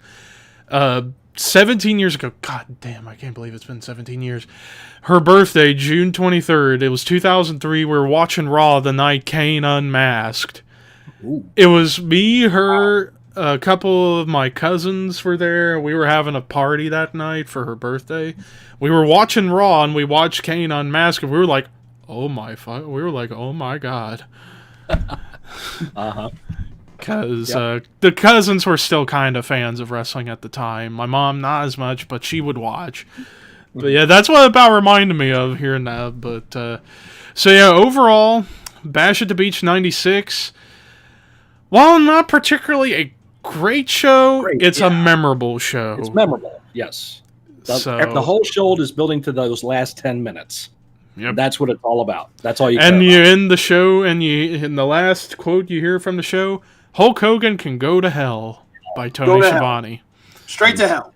Yep. And instead of fade to black, it's fade to credits. Yeah. It's WCW. Yeah. So now, time for best match and worst match. I think this one's pretty easy. Best match goes to Rey Mysterio versus Psychosis. Worst match, Mongo versus Joe Gomez. Cut, print, there you go. Yeah, I think I agree with that. I mean, Gomez and Mcmichael was there just to get heat on Mcmichael. Yeah. So they him did overboard. He just turned heel. He's now part of the Horsemen. Right, and no cells and is sloppy as hell. It's bad. Yep. It's a bad match.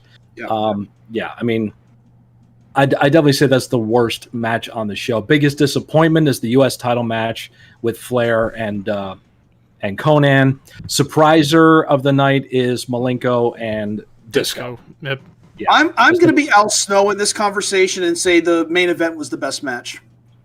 It was a pretty good main event. It was a pretty good. It sold the most tickets, and it was all about the pop. All right, and it was all about the reaction. Yeah, but it wasn't the match that sold the tickets. It was, well, let's see. It was the angle that sold the tickets. Yeah, it's the angle itself. Yeah, because we didn't even have a winner in that match. It just ended in a no contest. Yeah, it was a no contest. It was no contest. So, because referee gets pitched. A weakest pitch of a referee ever. Hogan just grabs him and yank, yeet, out he goes. So. Yeah, but you know, we all know that Al Snow would go with this match as the best match in the match. Yeah. For reasons that Al would explain from a business sense. Yeah. You know. Yeah. Now, what would Al say? What would Al say if I said Rey Mysterio and Psychosis was the best match? See, no, he did not. Dumb shit. He'd get all mad. He did not. He'd get all mad. 93,000 people paid to see Hogan Andre. 93,000 people did not pay to see Steamboat Savage. That's what he'd say. Yeah. And he's right. I mean, he's right, but I would say, but we're talking match, not moments. And he'd still say the same. He'd still repeat it. He'd still repeat it. Best match is the one that sells the most tickets. I love Al Snow. That's the business of pro wrestling. The fan aspect is the match that gets you the most excited. The business aspect of pro wrestling is the match that sells the most tickets. Is the best match on the card. That's the way. And that's why fans like my friend Mikey hate talking about wrestling with me because I'm a pain in the ass when it comes to those things. I'm part of his education as being a pain in the ass, so I take some responsibility. I will defend Goldberg's undefeated streak. I will defend Goldberg's entire career simply because Goldberg made the company a lot of money. Right. So yeah, and he made himself a lot of money. I think we have a comment from I think it's Russell. Russell, yes, we do have SummerSlam 98 on deck to review next month in the month of August. We do have that one, so we will be talking about it. So keep watching, and you'll be hearing us talk all about it. Yeah, in fact, our upcoming schedule. So next week, we're going to be going ECW for the first time. We're going to be talking ECW Heatwave 2000, I believe. That is correct. That's going to be the first time I've seen that show, so that's going to be fun. Then we get SummerSlam month. All 5 episodes in August will be SummerSlam. First, we're going to do 91. Then we're going to go 93 with possible special guest, We Are Pro Wrestling. We'll have our first special guest, possibly. Then we'll do 98. Yep. Then I believe... 02. Well, there was another bad SummerSlam we were going to cover in that 95? 95. So after 98 would be 95. It's so funny because we start off with one of the best SummerSlams ever, 90. Well, that's and then we go way down. Good one. Yeah, because why not? We gotta balance it out somehow. Right. And funny enough, we are Perescent says, "All aboard the Lex Express," as a foreshadowing for that episode. Yes. And then after 95, the final episode for SummerSlam month will be 2002, which that's going to be special for me because that's one of my favorites of all time. Yep. So that's going to be great. So September. Yeah, so that's all we got for August. September could bounce around a few different topics. I know one I want to do for sure. TNA Unbreakable 2005. Oh yeah, we got a whole library of TNA pay-per-views we can go through. As it gets on later though, I want, if we could do it, it's in October. I know we're looking for the Halloween Havoc. I want to do a G1 Climax. Yeah. Okay. We can do the very first G1 Climax if I can find a way to get access. What I'll do is I'll get my New Japan World subscription going, and we can use it. And when we take this off the show here, we'll go over our schedule because I have what we've written down, so we can make changes. And that's not a big deal. Yeah. Plus, we take feedback. Anybody watching, comment. Like Russell said about SummerSlam '98, it's already on board. We're going to get that one in there. But if you have funny enough, my good buddy Horror Master Ricky from the Horseman podcast commented, "Give me AAA." We could do a AAA show. There is a When Worlds Collide is actually was WCW's co-pay-per-view. They did with AAA. Ricky, brother, you got an idea for a AAA pay-per-view you want us to see or something like that? Yeah, if there's a particular like the one with Vampiro. Play my fucking music. Play my music. Where's my music? God. Where's my music? Oh God!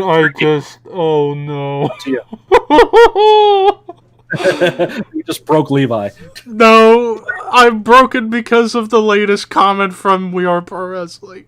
Uh-oh. Play my fucking music. Is that what the comment was? White boy. He comments, Halloween horror special, We Heroes of Wrestling. What? Never, ever talking about that show. You have bashed, James, bashed that show better than anyone. My God. Remember, we know somebody who was on that show, so we can get a friend of ours was a referee on that show. So yeah, we can he's got a lot of positive things actually to say about it. He said it was a lot of fun doing it. And he didn't get paid, but he says it was still nice. But we have Triple Mania. That's what he wants. Triple Mania. We can do a Triple Mania. Yeah, we got to find James. Why have you scrambled my brain?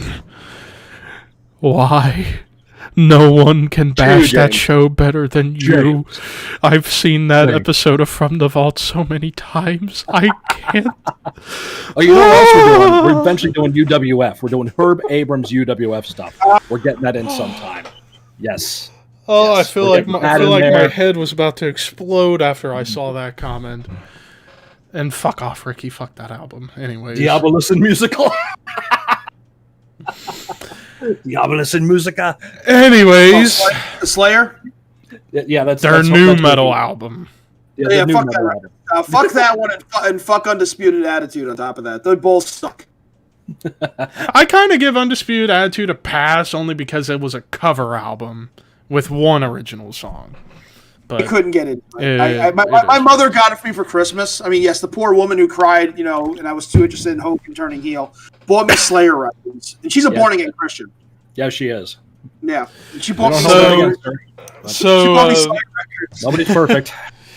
So, people watching, we'll keep going. Ask us questions regarding this show or anything involving it afterwards, or ask us about future plans for the show, because we do have.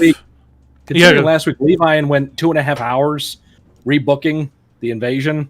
Oh yeah. It was, and I was part of the reason why it went so long, because I worked hard on my.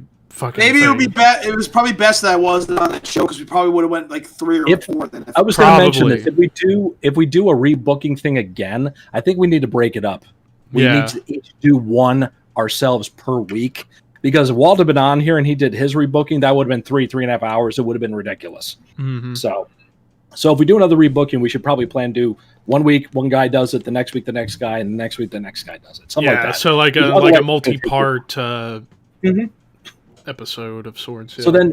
So one guy does it, and then all of us can fine-tune it, dissect it, commentate on it, and analyze it and stuff like that. And then next week, next guy brings it out and so forth. So something to keep in mind. Ricky just made a suggestion. Rebook The Streak. But which streak are you talking about? Yeah, which one? Goldberg, Asuka, or Undertaker? Taker? What are you talking about? Undertaker? I feel like Tatanka? he might be talking about Taker. How about Tatanka? Anything. Tatanka, Ludwig Borga. Undertaker. Borga, yeah. He said Undertaker. So rebooking. How about, that's easy. How about Conan? Conan was undefeated in WCW until that flag. That's true. That's right. So that streak. I'll tell you this right now, Ricky. Here's my rebooking the streak. I would not have Taker lose. There you go. His final match going, what the hell was his record? 24-2 at the end? Yeah. Imagine have him go 26-0. There you go. That's all. Imagine if Giant Gonzalez beat him at WrestleMania 9. Oh. I wonder if that idea was planned at one point. He would have gone back to WCW probably during the Monday Night Wars. Oh, God. Yeah. Imagine, or what if he actually did come out during WrestleMania 14, if Shawn was being stupid, and what if he really did come out and beat the shit out of There you go. Shawn? James called it. I think he's talking about the greatest streak ever. Glacier's undefeated streak. There you go. I know why he brought that up, because he did Bash at the Beach 97 recently for his show, and Glacier was on that show, and it was the end of the streak. Yep. Yeah. Exactly. Glacier, I'm coming for you. My name is James Vandenberg. I represent Mortis. Fucking Mortal Kombat. Better yet, I like Mortis. Oh, hang on. Ricky, better yet, what if Booker T won at WrestleMania 19? Yeah, that would be a good one. Triple H would have won the title back at the next pay-per-view. Yeah. Next night. Next night on Raw. Probably next night on Raw, he would have gotten it back. Yep. You people. Oh, actually, now that I think about it, now that you said that, that reminds me, an episode of From the Vault that We Were Present did was on the Reign of Terror. What if we did a rebooking of the Reign of Terror? That whole run from September 2002 till WrestleMania 21, when Triple H was constantly champion and always looked unstoppable instead of looking beatable. Here's the thing: Triple H on Raw was beatable. On pay-per-view, he was unstoppable. Yep. Yeah. Raw, he'd get his ass kicked. Everybody would beat the shit out of him. He'd even put the Hurricane over or whatever, or Shelton Benjamin. Then pay-per-view time come around, and he'd kick. Can't lose, brother. Can't lose. Yeah. Even though there were quite a few matches on pay-per-view in that run, he definitely should have lost. Like Booker T matches included. Goldberg at SummerSlam. Yeah. Jim Ross was openly frustrated with Booker T not winning that, and you could tell in his voice calling that match how openly annoyed he was. Yep. I mean, yeah, he was trying to tell us, but he was just a little pissed off because it was especially with how it ended too. Yeah. Just taking 30 seconds to after a finisher and with one hand. Yeah. Flair's got no business being there, damn it! Mm-hmm. Yeah. Because it was set up so perfectly for Booker T to win, just the way they played it off. I mean, they even played the race card in building that matchup. Which Ricky they did not need to. What if Lesnar never left in 2004? He would have left anyway in 2006. Yeah. Mm-hmm. He would have went to, He's a whiny bitch, okay? He would have gone. Yeah. Thank you. Somebody's with me on that. Fuck Brock Lesnar. Now. Well, no. I'm not saying that. I am a very big Brock Lesnar fan, but he was a whiny bitch back then. He was a whiny bitch, but he's good business. So he's very good business. He's a draw. There's a lot of whiny bitches in pro wrestling, okay? Yeah. A lot of whiny bitches. A lot of whiny bitches. Yeah. Chris Jericho is a whiny bitch. There, Yes, I said it. Yep. Pissing and moaning at Sebastian Bach. Bret Hart is huge. Bret Hart, Shawn Michaels, Ric Flair, Sid, Yoko. The Rock was a whiny bitch at one point. Steve Austin was a whiny bitch at one point. The business fucks with your head, man. It will screw you up. And guess what? You eventually just go into the wrestling bubble and you become a prick. 90% of the independent circuit. Yeah. And that's part of the reason why I never quite got into like ROH and PWG and such. Even though I got a few ROH DVDs, but yeah. All right, there you go. From Ricky. Here's something as an alternative. In an alternative universe, WCW wins the Monday Night Wars invasion. That would have only happened if AOL didn't get their hands on the company and there wasn't this, like, every wrestler has to have creative control mumbo jumbo. Only one guy did. Only one guy did. Is he meaning that they win the Monday Night Ratings war or WCW won the invasion angle? Yeah, won that's the a good war. point. I'd say won the war. It's a Monday Night Wars invasion, so I'm not sure. Yeah, I'm not sure. Let's see. The war. He said the war. We have Baby Maharaja here. Opinions about Kevin Owens trying to cancel culture Jason Riker. Fuck Jason Riker. That's what I say. Jackson Riker, yeah. Jackson Riker. Formerly Gunner in TNA, yeah, I was not a fan of him. Yeah, fuck him.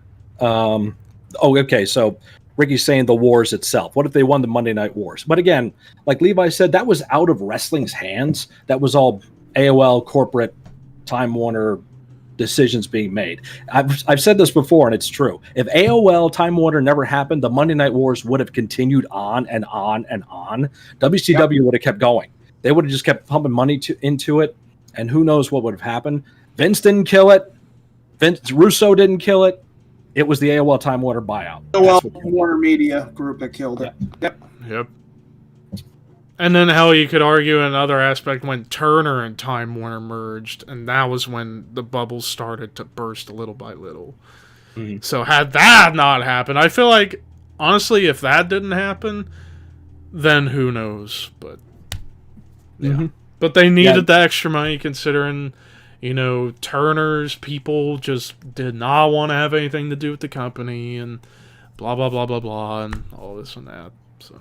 Yeah, and back to Baby Maharaja's thing about cancel culture on Jason Riker from Kevin Owens.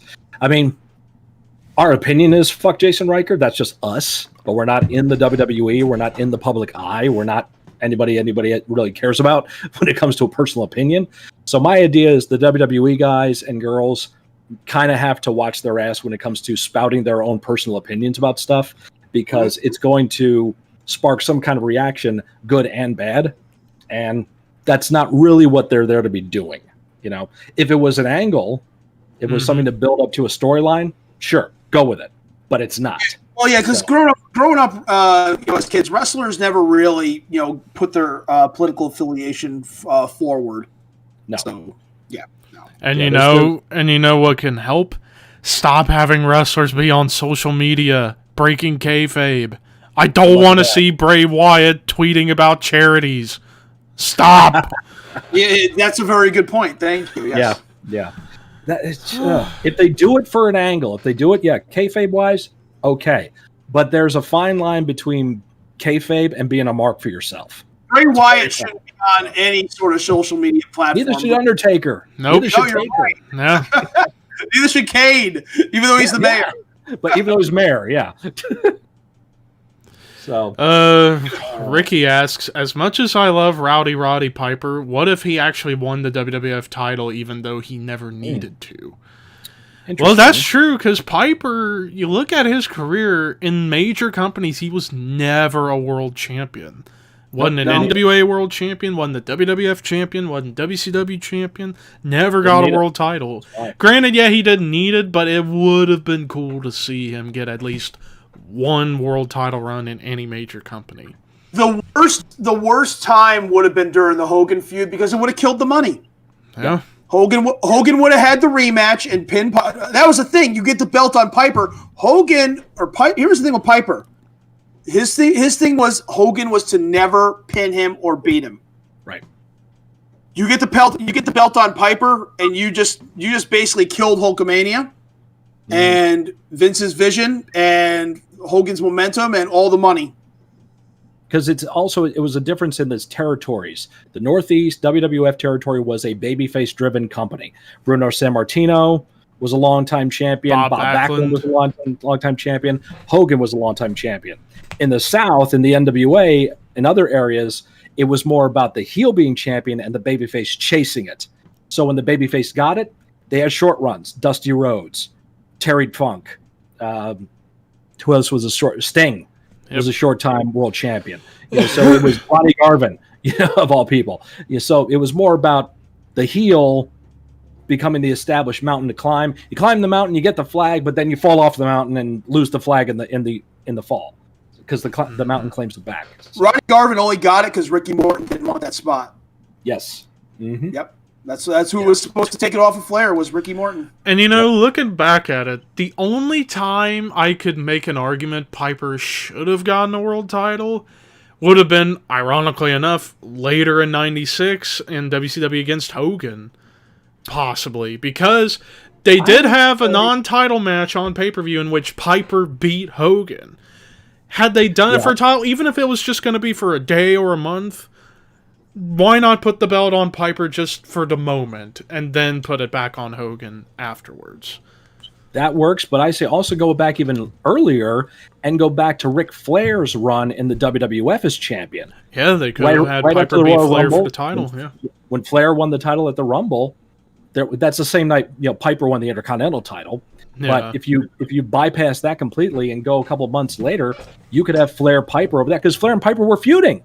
Yeah, they were feuding from the time Flair came in. On that note, I think Piper and Flair at WrestleMania 8 would have been even bigger than Savage and Flair. Imagine Hogan's last night with the company. He says goodbye off into the sunset, and the new champion is Roddy Piper. And you could have done Savage Brett for the IC title and have Savage put Brett over. What if they had flip flopped those two matches for Mania 8? It could have been there. Really you go. Cool. We just rebooked that one, so you're welcome. We just rebooked WrestleMania 8, and it would have been a lot better. And instead of Hogan and Sid being the main event.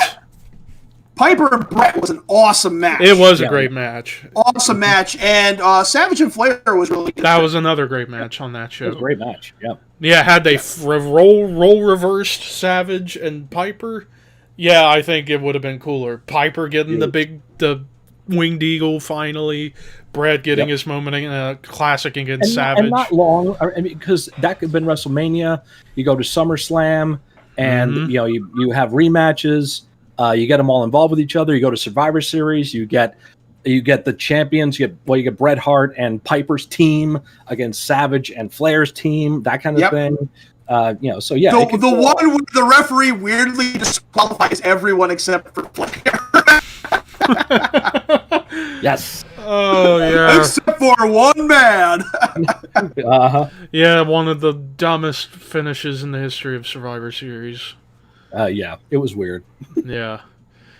But yeah, I would argue but yeah, I would still argue that like Starrcade 96, I believe it was the show. I think it was Starrcade 96 when Piper beat Hogan in a non-title match. Had that been for the big gold, that would have been huge.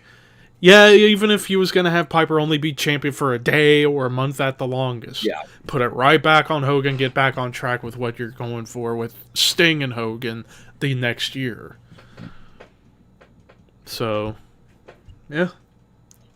Those two scenarios, 92 and 96, I feel were the closest you would have gotten to see Piper get a world title. Because, there was no way in hell he was going to beat Hogan in the 80s. There was just no way. And Flair would have been much more willing to put Piper over because they knew each other in the 80s, in the early 80s. And were best friends. Granted, they had some heat later in life and then repatched, but that happens. So they would have done better business with each other than Hogan Piper did. So and even Hogan Flair at the time, and of course. My buddy James talked about this in his WrestleMania 8 episode, that, had they not done Hogan Flair so many times on the house shows, this was going to be the match. Even if it wasn't going to be the greatest match of all time, even though you could have got to see that possibly. We'll never know because they did it over and over on house shows and killed the drawing power for it. That was why in WCW when they announced Hogan versus Flair back in '95, I wasn't terribly excited for that either because I'm like, okay, we tried this out. We already tried this. Granted, it was a lot more interesting when Hogan turned heel. Okay, and we had Flair versus Hogan. I think it was at I think it was Clash Champions. It was actually one of them.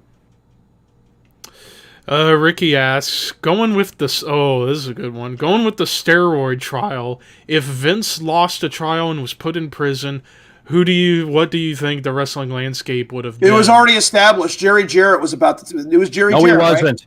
Right? No, he okay. wasn't. Excuse me. All right. I thought it was Jerry. I thought it was. You Jerry need to listen to Bruce Pritchard more often because he emphatically denies that Jerry Jarrett was ever in line to be the guy to take over. Although, I missed that part. And I'm fucking with you because there's several people who have claimed that Jerry Jarrett was lined up to take over the business of WWF if Vince went to prison. But Bruce Pritchard, oh my God, it would never happen. That would never happen. Why the hell would you even think that? You know? That's bullshit, Conrad. That's bullshit. It won't happen. You take over that business, motherfucker. Yeah, but Meltzer said on his Meltzer said on his show that Jerry Jarrett was going to take over the promotion. Thank you, Conrad. Oh my God, this might be the comment of the night. We Are Pro Wrestling. James says Vince would have ran the company via phone from jail. Knowing how Vince is, he probably would have. He would have gone to 18 months in Connecticut minimum security prison, so it's quite possible he could have done that. Yeah. I would say glass panels with Pritchard. Hey, pal. Yeah. Here's an idea. You ready to book out SummerSlam? Vince, you're in prison. Yeah, so what? It's good in here. Taking care of me. Yeah. I think I got some prospects in here. We're going to bring it to the company. There's a nice kid named Nathan Jones here. He's from Australia. Oh, good day, mate. Nice. Another guy named Kelly Kaniski. We're going to call him Nails. Kelly Kaniski. He strangles Vince. Yes, with a bad payoff. Before that...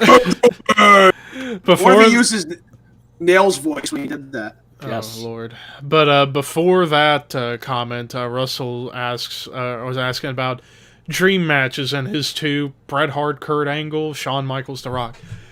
Well, with Shawn and The Rock, that almost happened, but The Rock did not want to do it. I think Shawn and The Rock did happen, but it was when it was Rocky Maivia, and Shawn was part of DX. Like that. Yeah, it was not. Oh, we're not talking about that. We're talking about The Rock. Yes. Damn it, Walt. We ain't talking about Rocky Maivia versus Shawn Michaels on a random episode of Raw. We're talking about The Rock and Shawn. Kind of like how Sting and The Undertaker already did wrestle back in 1990 in WCW. Yeah, exactly. Yeah, back when he was Mean Martin. Nobody cares about that one. Yeah, They didn't have their goth outfits on. Anyway, but yeah, Shawn and The Rock almost happened, but The Rock did not want to work with Shawn, and nobody really knows the true reason why. And there are rumors Shawn wouldn't have put him over.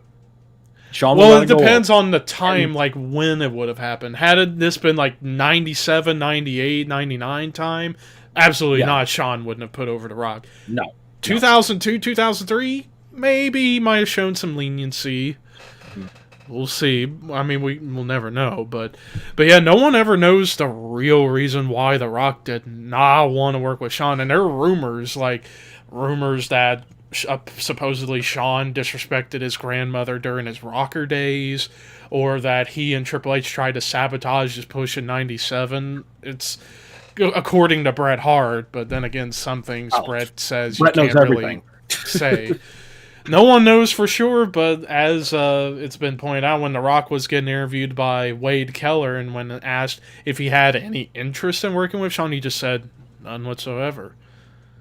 Which kind of sucks, because I feel like that could have been an amazing program. They could have put on a classic match and some great promos, between the it two. would have been fantastic. Would have been amazing. Or how about this for a dream match? How about this for a dream program? Shawn Michaels versus Brian Pillman, and we're talking loose cannon Brian Pillman. Could you imagine the promos for that? A drugged out Shawn versus a loose cannon Pillman? Oh, they'll be shooting from the hip for sure. That would have been awesome TV. Bang, bang. And had Pillman been healthy, I think they would have had a classic high-flying match. Mm-hmm. No doubt. Or how about in '95 era Shawn Michaels versus Flying Brian Pillman? Oh yeah. Mm-hmm. Yeah. Yep. Yeah, that would have been I think that would have been a better match. I mean, the promos and the characters would have not have been. I mean, it would have been a standard arrogant heel versus a baby face, because I love Flying Brian era, because he was one of those fired up baby faces. He had that Tito Santana vibe going on, where when his comebacks come around, it's Look, babyface fire, brother. Babyface fire. Actually, a dream match. I'm trying to think of a dream match I would love to have seen. I always say ECW era Taz versus like current era Brock Lesnar would have been awesome.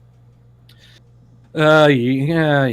I would say I would say that too, but maybe the build up would have been great though. Build up would have been great. Yeah, Never got to see Dudley Boys Road Warriors. We never got to see Midnight Express against the Rockers. We never got to see so many matches out there that Midnight Foundation. What's that? Midnight Express and Heart Foundation. Yeah. Yep. That would have been something. So Midnight's and Demolition or whatever. Damn, I had a dream match in my head that I would have loved to have seen, and now it's slipped out of my head. Steamboat and Shawn. We were talking about Steamboat and Shawn. How about ECW era Taz versus ROH and early TNA era Samoa Joe? Mm-hmm. Oh that yeah, would have been phenomenal. Good. Yep. Fucking hell. We could go on and on with this. Oh yeah. Steve Austin, and Sabu. No. No, you don't think so? Nah. No. I personally, for me, when it comes to a personal dream match for Stone Cold for me, this might sound weird, but I would have loved to have seen him versus like 2011 to 2015 John Cena. Oh God! I think they would have had an amazing match. Yeah. Ricky brought up a good one: Eddie Guerrero, Shawn Michaels. That would have been amazing. Absolutely. Yes. That would John Cena and Tanahashi. Yes. That's top. Hell, one dream match I had for so long that we got 3 times. John Cena, AJ Styles, and all 3 of those matches were better than the next. Their Money in the Bank match, awesome. SummerSlam, arguably best match on pay-per-view in 2016. But their match at Royal Rumble 2017, oh my God. Yep. That's 5 stars for you, Dave Meltzer. Fuck you. That was an amazing match. And I know this might sound controversial, and I said it then, and I still feel the same way. Cena deserved that win. Because he had lost to AJ twice.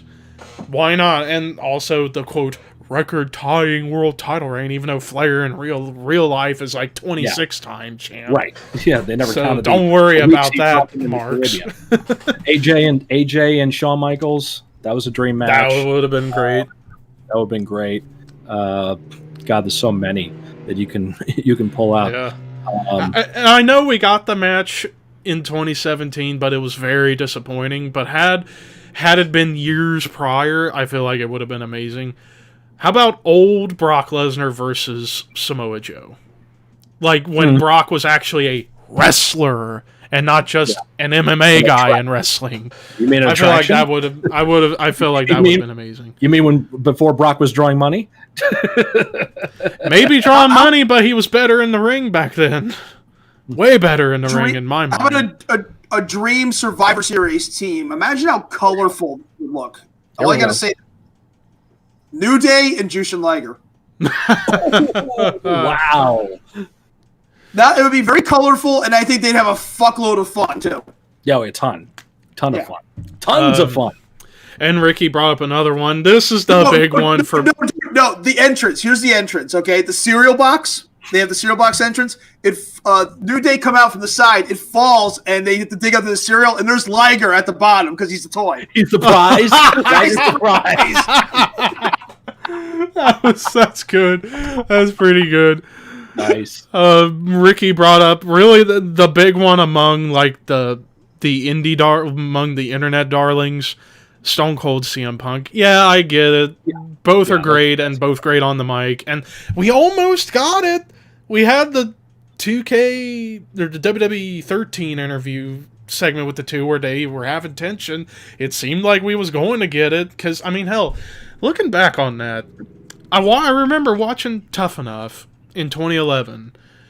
I thought for sure watching when Austin was in the ring running the ropes, taking bumps. I was thinking he was gearing up for a one-match comeback against Punk, and we almost got it, but it just didn't materialize. Didn't happen. Yep. And it would have been perfect for like WrestleMania 29, especially with the WWE 13 game promotional build of like Attitude Era inclusion and the current guys in the game with Punk on the cover and Attitude on the cover. It seemed like we was going to get that, but it just... They were teasing Ambrose and Foley for a while too. If you remember, that would have been a great one had Foley not been medically forced to not compete again. Yep. That would have been really good. How about Piper's Pit with Piper and MJF? Oh Lord, that was yeah. James brought up one if they could have done business with each other. Austin Hogan, that's the one of the big ones. I mentioned this, and they had the opportunity to do this, and they have not done it. I don't know why, even though both guys are like 50 or in their 50s now. But if you did this in like 1998, Chris Jericho versus Christopher Daniels. Ooh, yeah. That would have been awesome. Give me that. Give me those promos. How about 95 era, 95, 97 era Shawn Michaels before the bad back against Kenny Omega? Yeah, that'd be good. Oh, Ricky, does Scott have a comment for you about Taker versus Sting? Tell him what you told me before. Let's see. What's his verbatim comment? Oh, what's the comment say? He just says Taker versus Sting. Who wins? Yeah, who would you put to win? That's the tough one. And as Scott said, and I was hoping he was going to say it himself, but I'll say it for him. That's what I was going to say next. Well, I was waiting for an answer. If he had no answer, my answer is the days of Sting versus Undertaker are long gone. Now there is way more money to be made to put them as a tag team. Give them a common enemy. That's what I was. Yeah. Kane and Bray Wyatt, or Bray Wyatt and Aleister Black, or Abyss and whatever monster you want to try Abyss to find. and Braun Strowman. There you go. That to me now could make more money. Yeah. Well, 80s era Hogan versus early 2000 Triple H. Ooh, okay. 80s Hogan versus yeah, that could be something. Now I'm going to get goofy. Nikolai Volkov versus Crusher Khrushchev. Crusher Khrushchev versus Smash. Oh God. Who versus Jim Neidhart? Here's a fun we could have: a six-man tag in the Boston Garden. Iron Sheik, Nikolai Volkov, and Butch Reed with Slick in their corner against the Super Machine, the Big Machine, and the Santino Machine. Oh my God! Santino Machine. Good Lord! Oh my God! The Cobra's got a machine mask too. So he puts the Cobra on and then puts a mask over the Cobra. Yeah, the Cobra's got a machine mask. Cobra's got a machine mask. Cobra machine. Cobra machine. Oh my God! Yep. They should bring the machine. Although the machines were a New Japan property. It was Super Strong Machine. So you gotta have the Mankind Machine with the Soccer Machine. Oh God, that would be great. God. Gotta have that. Real quick before we continue with what we're going with, James asked, which Hart was a bigger mark for themselves, Brett or Bruce? Bruce. It's hard to believe, but it's Bruce. Although Brett's got a big poster of himself in his bedroom. Yeah. So I love Brett to death, but good lord. Yeah. He's just one kick in the head, just whacked. Yeah. James also adds it, Terry Funk versus Chainsaw Charlie. Jackass. Damn it. Jackass. Chainsaw Charlie, I know all about you. It's almost like I know everything you're going to do before you know it. And I tell you something else. Did George Steele ever wrestle each other during Terry's time in WWF? George Steele and who? Terry Funk. George, I don't know, maybe. But if it was minuscule, it's minor. I bet you it was probably a Boston Garden show with Pete Doherty and Lord Alfred Hayes and Mean Gene commentating. Oh, look at this. I just remembered another dream match that I thought about that I'm still shocked we haven't gotten on WWE yet. John Cena versus Samoa Joe. Considering their history there was potential for that a while ago, but it just never panned out. Considering the UPW history, exactly. Yeah, they started at the same time and were best friends. Apparently, the original stab. Remember when John Cena was stabbed in the club? It was supposed to be New Jack. Oh my God! Yes, that's right. That's right. Oh, here you go. Battle of the Dicks. Low Key versus Teddy Hart. Oh God! Oh, wow. The entire locker room comes out and takes them both out because nobody likes them. Loki, the greatest guy on the independent scene. Oh my God! Yep. I don't know what the hell happened to him, man. No. Terry Carnage That's That's a perfect example of that fine line between kayfabe and being a mark for yourself. So, Carnage Crew versus Adrian Adonis and Dick Murdoch. That would have been fun as hell. I would have fucking loved to watch it. I want to drive those guys to the building and get those stories. Oh my God. Oh, much love to love. Ricky brought up an interesting one, and I'd like to hear Scott cut a promo on this. Terry Funk versus John Moxley. There's pretty a good. guy who calls himself John Moxley, a man who has no idea what he is dealing with in the world of professional wrestling. You understand, Moxley, if that is your real name, boy. The fact of the matter is, I have been places you've never been. I have been places you cannot even fathom in your minuscule, minute mind. But the one thing I know for damn certain, John Moxley, is that you're a jackass. Sabu and Mox. Sabu and Mox. Yeah. You're welcome. Moxley versus Austin. That's a big one for me personally. That would have been good. Yeah. The promos, man.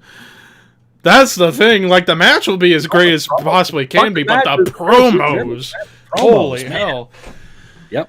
Especially if he had Moxley in, like, his old indie days, as well as early Shield breakup. Ambrose before he decided to get goofy with hot dog carts. Yeah. Jerry Lynn and Kenny Omega. Oh, father and son? Father and son, thank you. Yeah, Yes. father and son, yes. Oh God! You know what? I gotta bring up this joke. Hold on. Al Perez, Bobby Fish. Al Perez, and Seth Rollins. Yeah, I was about to say that now. But I also say that Fish's mom got around in the South, and Perez and her hooked up, and that's where Fish came. God. Real good. Damn it! Now I forgot what I was even talking about. Shit. How about this? The Undisputed Era find a time machine and go back to the Land of a Thousand Dancers video. Oh, now I remember. Now I remember what I was going to say. Speaking of Fish standing Orndorff doing that. I remembered what I was going to say now. Speaking of Jerry Lynn, that brings up a joke I remembered watching from New Legacy Inc., who does like all these crazy gaming stuff with wrestling. They were playing with like Caitlyn on like WWE 2K14. They were playing with like Caitlyn, like a created version of Caitlyn on like WWE 13 or something like that. And one of their guys, Dino, was doing like trying to talk like a girl. My name's Caitlyn. I got my brother Seth Rollins and my daddy Jerry Lynn, and we all love death metal. Because they're all metalheads. So there you That's go. true, yeah. That makes sense. Yeah. Oh God, we are progressive. Why have you scarred me for life with your dream abomination match choice of Great Khali, Giant Gonzalez?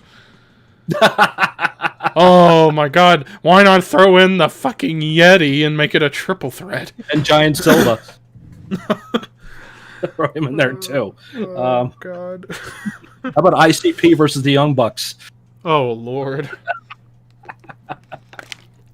You know, I almost had to paint up and dress up like ICP at a Ring of Honor show once. Oh, good Lord. First Ring of Honor show I got to do was real cool. ICP had come to like the show before that and were booed out of the frickin' building. So they wanted to have a couple of new guys come in, just ring crew guys, paint themselves up and just get their asses kicked. I think I went to the store and bought the paint anyway, and it never happened. We wound up getting our asses kicked by the Carnage crew that night anyway, but that actual thing never took place. But yeah, that almost happened. ICP versus New Jack. Young Bucks versus the Gangsters. Or what about now that if we're gonna talk about like musicians or groups of music and in wrestling matches that were involved in matches, why not do ICP versus the Misfits? Oh God, that'd be horrible to watch. Yeah, it would It'd be absolutely horrible. That's the point. It's gonna be the worst match ever, but it's gonna be funny to watch because it's just gonna be a laugh. So split it up. Do ICP and Raven against the Misfits and Vampiro. There you You'll go. have two guys who can work. There you go. Yep. Split them up. Split up the Dark Circus or the Dark Juggle. They were the Dark Carnival, but they were also called. They wanted to be called the Deadpool at one point. The Deadpool. Maximum effort. Baby Maharaja, are you saying that I look a little bit like Jimmy Kimmel or Jummy Kimmel as you spelled it? Jimmy Kimmel. Wow. Jimmy Kimmel. Weird. Jimmy Kimmel. Okay. Weird. James New Jack versus Bill Mascaris, just to see what would happen if Bill refused to sell the New Jack.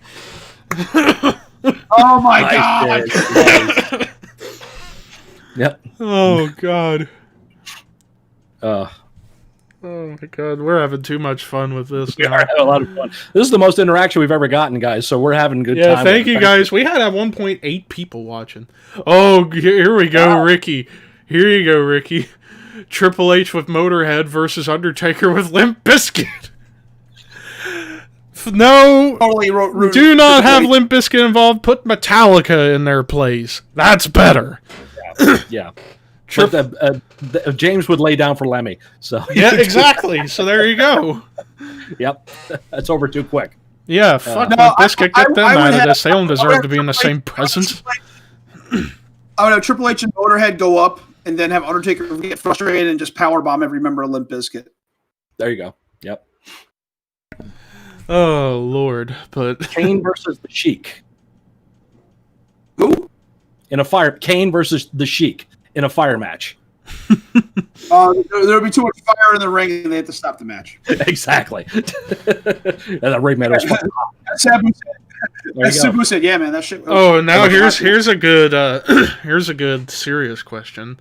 How do you, from Baby Maharaja, how do you think Seth compares to Raven or CM Punk with his cult gimmick?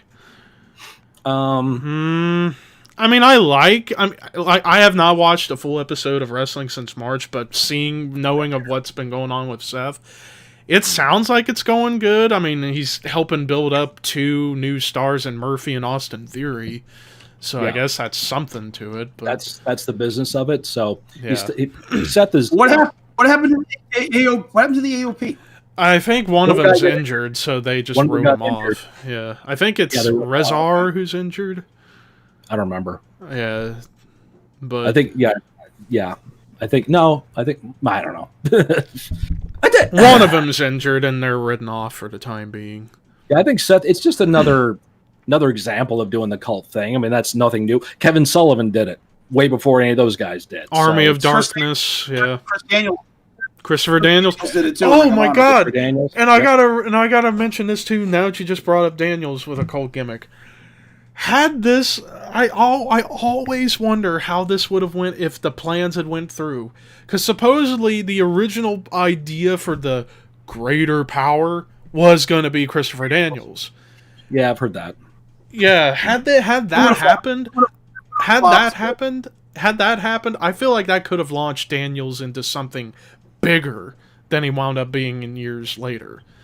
And helped get the Fallen Angel character over. They kind of did that with WCW because he was the masked guy behind Vampiro very briefly on Nitro in WCW. But it never panned out and never did anything with it. He was supposed to be called Syndrome, and he was supposed to be like a rich kid gone bad, and it was supposed to be like using his money and his influence to ruin people, kind of like $1 Million Man, just more sinister. Yeah, but again, darker. that was an idea thrown around that never happened. Yeah. But as far as Seth compared to Raven or Punk, no, as my opinion, no one can do a cult gimmick better than Raven. Raven was an originator of it. I'd say so. And in my opinion, did it the best. So Punk did it well as well, even though momentum-wise did not work out. He kept getting booked to lose to like Big Show and have his hair shaved and wear a mask, and Big Show takes off and goes, Yep. Classic old school heel. Yeah. And the booking of Luke Gallows and Serena didn't work out the way it probably should have. But Punk managed himself very well on the mic. I mean, then again, Punk's a natural on the mic, so you're going to get something good regardless. But the way Raven did it, whether it was in ECW or in WCW, he did it well. Hell, I remember watching back some segments from Nitro during like '98, I believe, where he went home and was like pretending to be depressed around Canyon, and Canyon visits him in his house, and Raven turns to the camera, what a mark. Yep. And then go to the bank to get money, and just like... It was like Ferris Bueller's Day Off, and they had like Sandman there. They're all by the pool. Raven's there, Sandman, Chastity. They're all like all nice. Sandman is like total Eddie Haskell. Sandman's like total Eddie Haskell. Sandman is so coked up. He is so coked up in those things. He's admitted that. I'm not making that up. That's not hyperbole. Yeah. He has stated that he was so coked up. He pushes. He's pretty calm when he's coked up, though. Yeah, you notice that? It's when he's sober he won't shut up, and it's true. And it's also when he's sober he hurts people more. Wait, who? Sandman. Oh, okay. Yeah. Like he pushed Canyon in the pool, and Canyon's like, I'm going to take a flip bump. And Raven's like, it makes no sense for you to do a flip bump. No, I'm going to do it. He does it. Looks like shit. That reminds me of like a video I posted on my channel 5 years ago when I was at the beach, and I decided just to be stupid and just try and do a half-ass jump into a pool. Like, hey, it's a nice day. Let's go for a swim. Whee! I don't know why I did it now, but I guess for comedy, salmon. I guess. Comedy purposes, yep. Silly salmon. Oh, how about this? Ricky brought up, imagining if Mayhem came out and did Freezing Moon to Aleister Black's entrance. That would be epic. That'd be something. Or better yet, how about instead of Freezing Moon, how about I Am the Black Wizards by Emperor? That'd be even better, in my opinion, because it adds to the epicness of Aleister's entrance. I don't even know what kind of bands Aleister listens to these days, honestly. He's a big fan. I know he's a big fan of hardcore and black metal, that's for sure. Yeah, I just don't know what bands that encompasses. He listens to a lot of music, a lot of different kinds of music. I just don't know what bands of those two genres he listened to specifically. But yeah. I mean, they did get Code Orange to come and do his theme for TakeOver a few years ago, right? Yeah, which was pretty sweet. Mm-hmm. But yeah, he brings up Mayhem singing Freezing Moon, Aleister Black versus Ministry Undertaker. That's an odd one. The one match I want to see out of current guys right now, just for the promos and the matches I want to see, is Aleister Black, Karrion Kross. Yeah. Because they're similar. Aleister being the babyface, occultish guy against the heel occultish guy with the sexy ass latex wearing Scarlet. Woo! Now if only they freaking pull the trigger and just let Zelina Vega be with Aleister and like change her look up a little bit, you could do a mixed tag. You could. I bet that'd be a great mixed tag. Maybe the my best. wife has been touting that for a month to get Zelina to drop Andrade and go with her real love. Yeah. Which, I gotta say, that is one of the weirdest relationships in the history of the business I've ever heard, because Aleister Black's an atheist who listens to black metal, and he's married to a Christian in Zelina. They Their bond love over video games. Bond over video games, Pokemon, D&D shit. They're geeks at heart, so... Yeah. The geeks shall inherit the earth, and they get laid, so hey, it's all good. But yeah, can I just mention one more time, good Lord Scarlet Bordeaux, I love you. Oh, absolutely. Yes, give us more Scarlet, please. Yeah. Ricky brings up, give me my dream entrance, Undertaker coming out to Hell's Bells.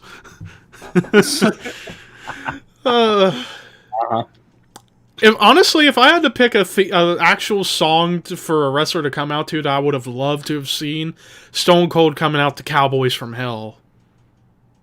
First with the glass breaking, and then the main riff kicking in. That would have been awesome. Well, no, not well after that part. Like whenever it goes, yeah, there we go. That part, yeah. Yeah, that would have been amazing. Glass breaks. Yep, that would have been awesome. Baby Maharaja, and this will be the last question, and then we're gonna go off the air. Do you think Heath Slater will make a big comeback like Drew and Jinder? No. Not to the level of those two. If anything, I'm hoping it's not a one and done thing. Honestly, yeah, I would hope he looks in phenomenal shape. He's the best shape he's ever been. And you notice that with everyone who's had to go home, they're all able to stay on their diets. They're all able to work out better. They're all getting jacked. They're all getting trimmed up. They're all getting better shape. So they're making good time, because we're on the road. It's hard to keep that going. Yeah. You got McDonald's and McDonald's. So take your pick. And that's been well touted by the wrestlers for years. So. Yeah. But to answer the question, I don't. If he's going to make a comeback, he ain't going to be a world champion. Let's just get that right off the bat. If anything, the one thing they should do with Heath, the one thing he's always wanted to do, be Intercontinental Champion. I think if he does go on a comeback, that would be where I would see him go, is be Intercontinental Champion. What if they decide to put him on SmackDown and him be the one to dethrone AJ Styles instead of Matt Riddle? Yeah, but they wouldn't do that with him. They probably wouldn't do it, but they'd have to build Heath up, because he's not at that level. No. So they could build him up, but I think it would be kind of forced, and it wouldn't be organic. So it would take time. Hell, he came back out of nowhere with Rhino as his partner. They became tag champions. Yeah. So that worked. That worked out perfectly for him. Yeah. It's just going to take. It would take time to get there. It would take time to build him up to be a threat for the Intercontinental title. Because honestly, and like Heath said, he doesn't care about being world champion. All he wants is the Intercontinental title, because he grew up watching his favorites hold that title. And that's what Zack Ryder wanted, and he got it. And he got it, sadly for one day, but he got it. He got it. He got it at the biggest WrestleMania there's ever been. So that can never be taken away. Yeah. Woo, and what a great night. What a great episode. Thank you guys who kept us going for an extra hour after the show itself. So reminder, our upcoming schedule next week for our final July episode, we're going to be talking our first ECW pay-per-view, Heatwave 2000. Like I said, that's going to be a first watch for me, so that's going to be interesting to watch. But then after that, we get SummerSlam month. August 1st, we're going to be talking SummerSlam 91. 8th or 9th, depending on everything going on with my work that day on the 8th, because we got a possible car show and a concert happening. We may have to do it on the 9th, but in case not, then the 8th we'll be talking SummerSlam 93 with possibly We Are Pro Wrestling as a special guest. The week after that, on the 15th, we'll be talking SummerSlam 98. Week after that, we'll talk SummerSlam 95. And then the final week, we're going to be talking SummerSlam 2002. Mm-hmm. And then September, the one thing I know for sure we're going to do is TNA Unbreakable 2005. Everything else is still up in the air. It's kind of the same with October, even though we've mostly decided to go with a Halloween Havoc theme for the most part. And then Survivor Series in November and Starrcade in December, roughly. Yep. So that's our rough basis for the rest of the year, essentially. Plug shit time. Yep. So you can subscribe to me, ThrashManiac99. Been posting 10th anniversary stuff, like a gaming montage. I got a special friend subscriber montage that Scott's a part of. I'm still waiting for a few more videos to come for that. Hopefully that'll be out within the next week or so. But yeah, go subscribe to me. Let's get me to 4,000 subs now. That's the next goal. You can follow me on Twitter, even though my Twitter is pretty much dead, but you can follow me on Twitter at ThrashManiac99. Follow me on Twitch at ThrashManiac99, because I'm still been waiting to test out streaming on multiple sites for this show. Because I may do like a stream test, like a 10-minute test tomorrow of like, I don't know, like my desktop or something, I don't know, just to see how it looks and if it don't lag as bad. Because that could be a possibility to get us more people to watch, is to stream on both YouTube and Twitch. Twitch, yeah, that'd be cool. But that's all for me.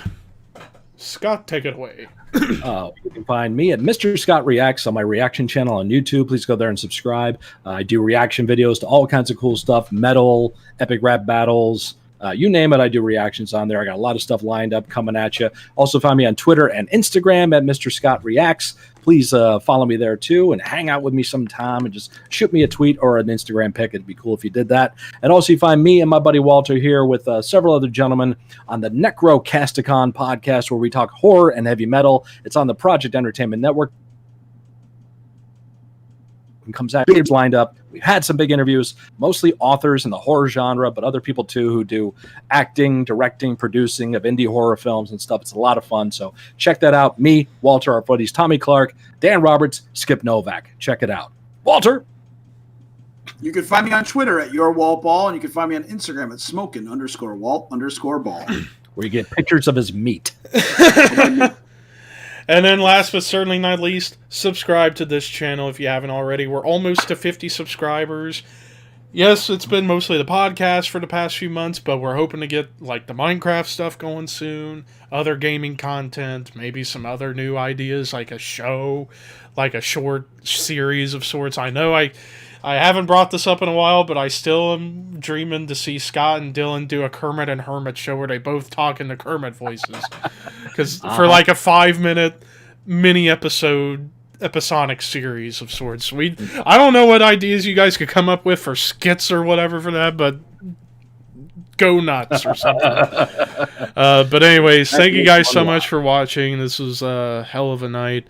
We'll see you next week. Thank you guys all for watching and contributing to us and commenting. We appreciate it tonight. Thank you. And let's hope this continues next week. Until next week, horns high, and we'll see you soon. Jackass.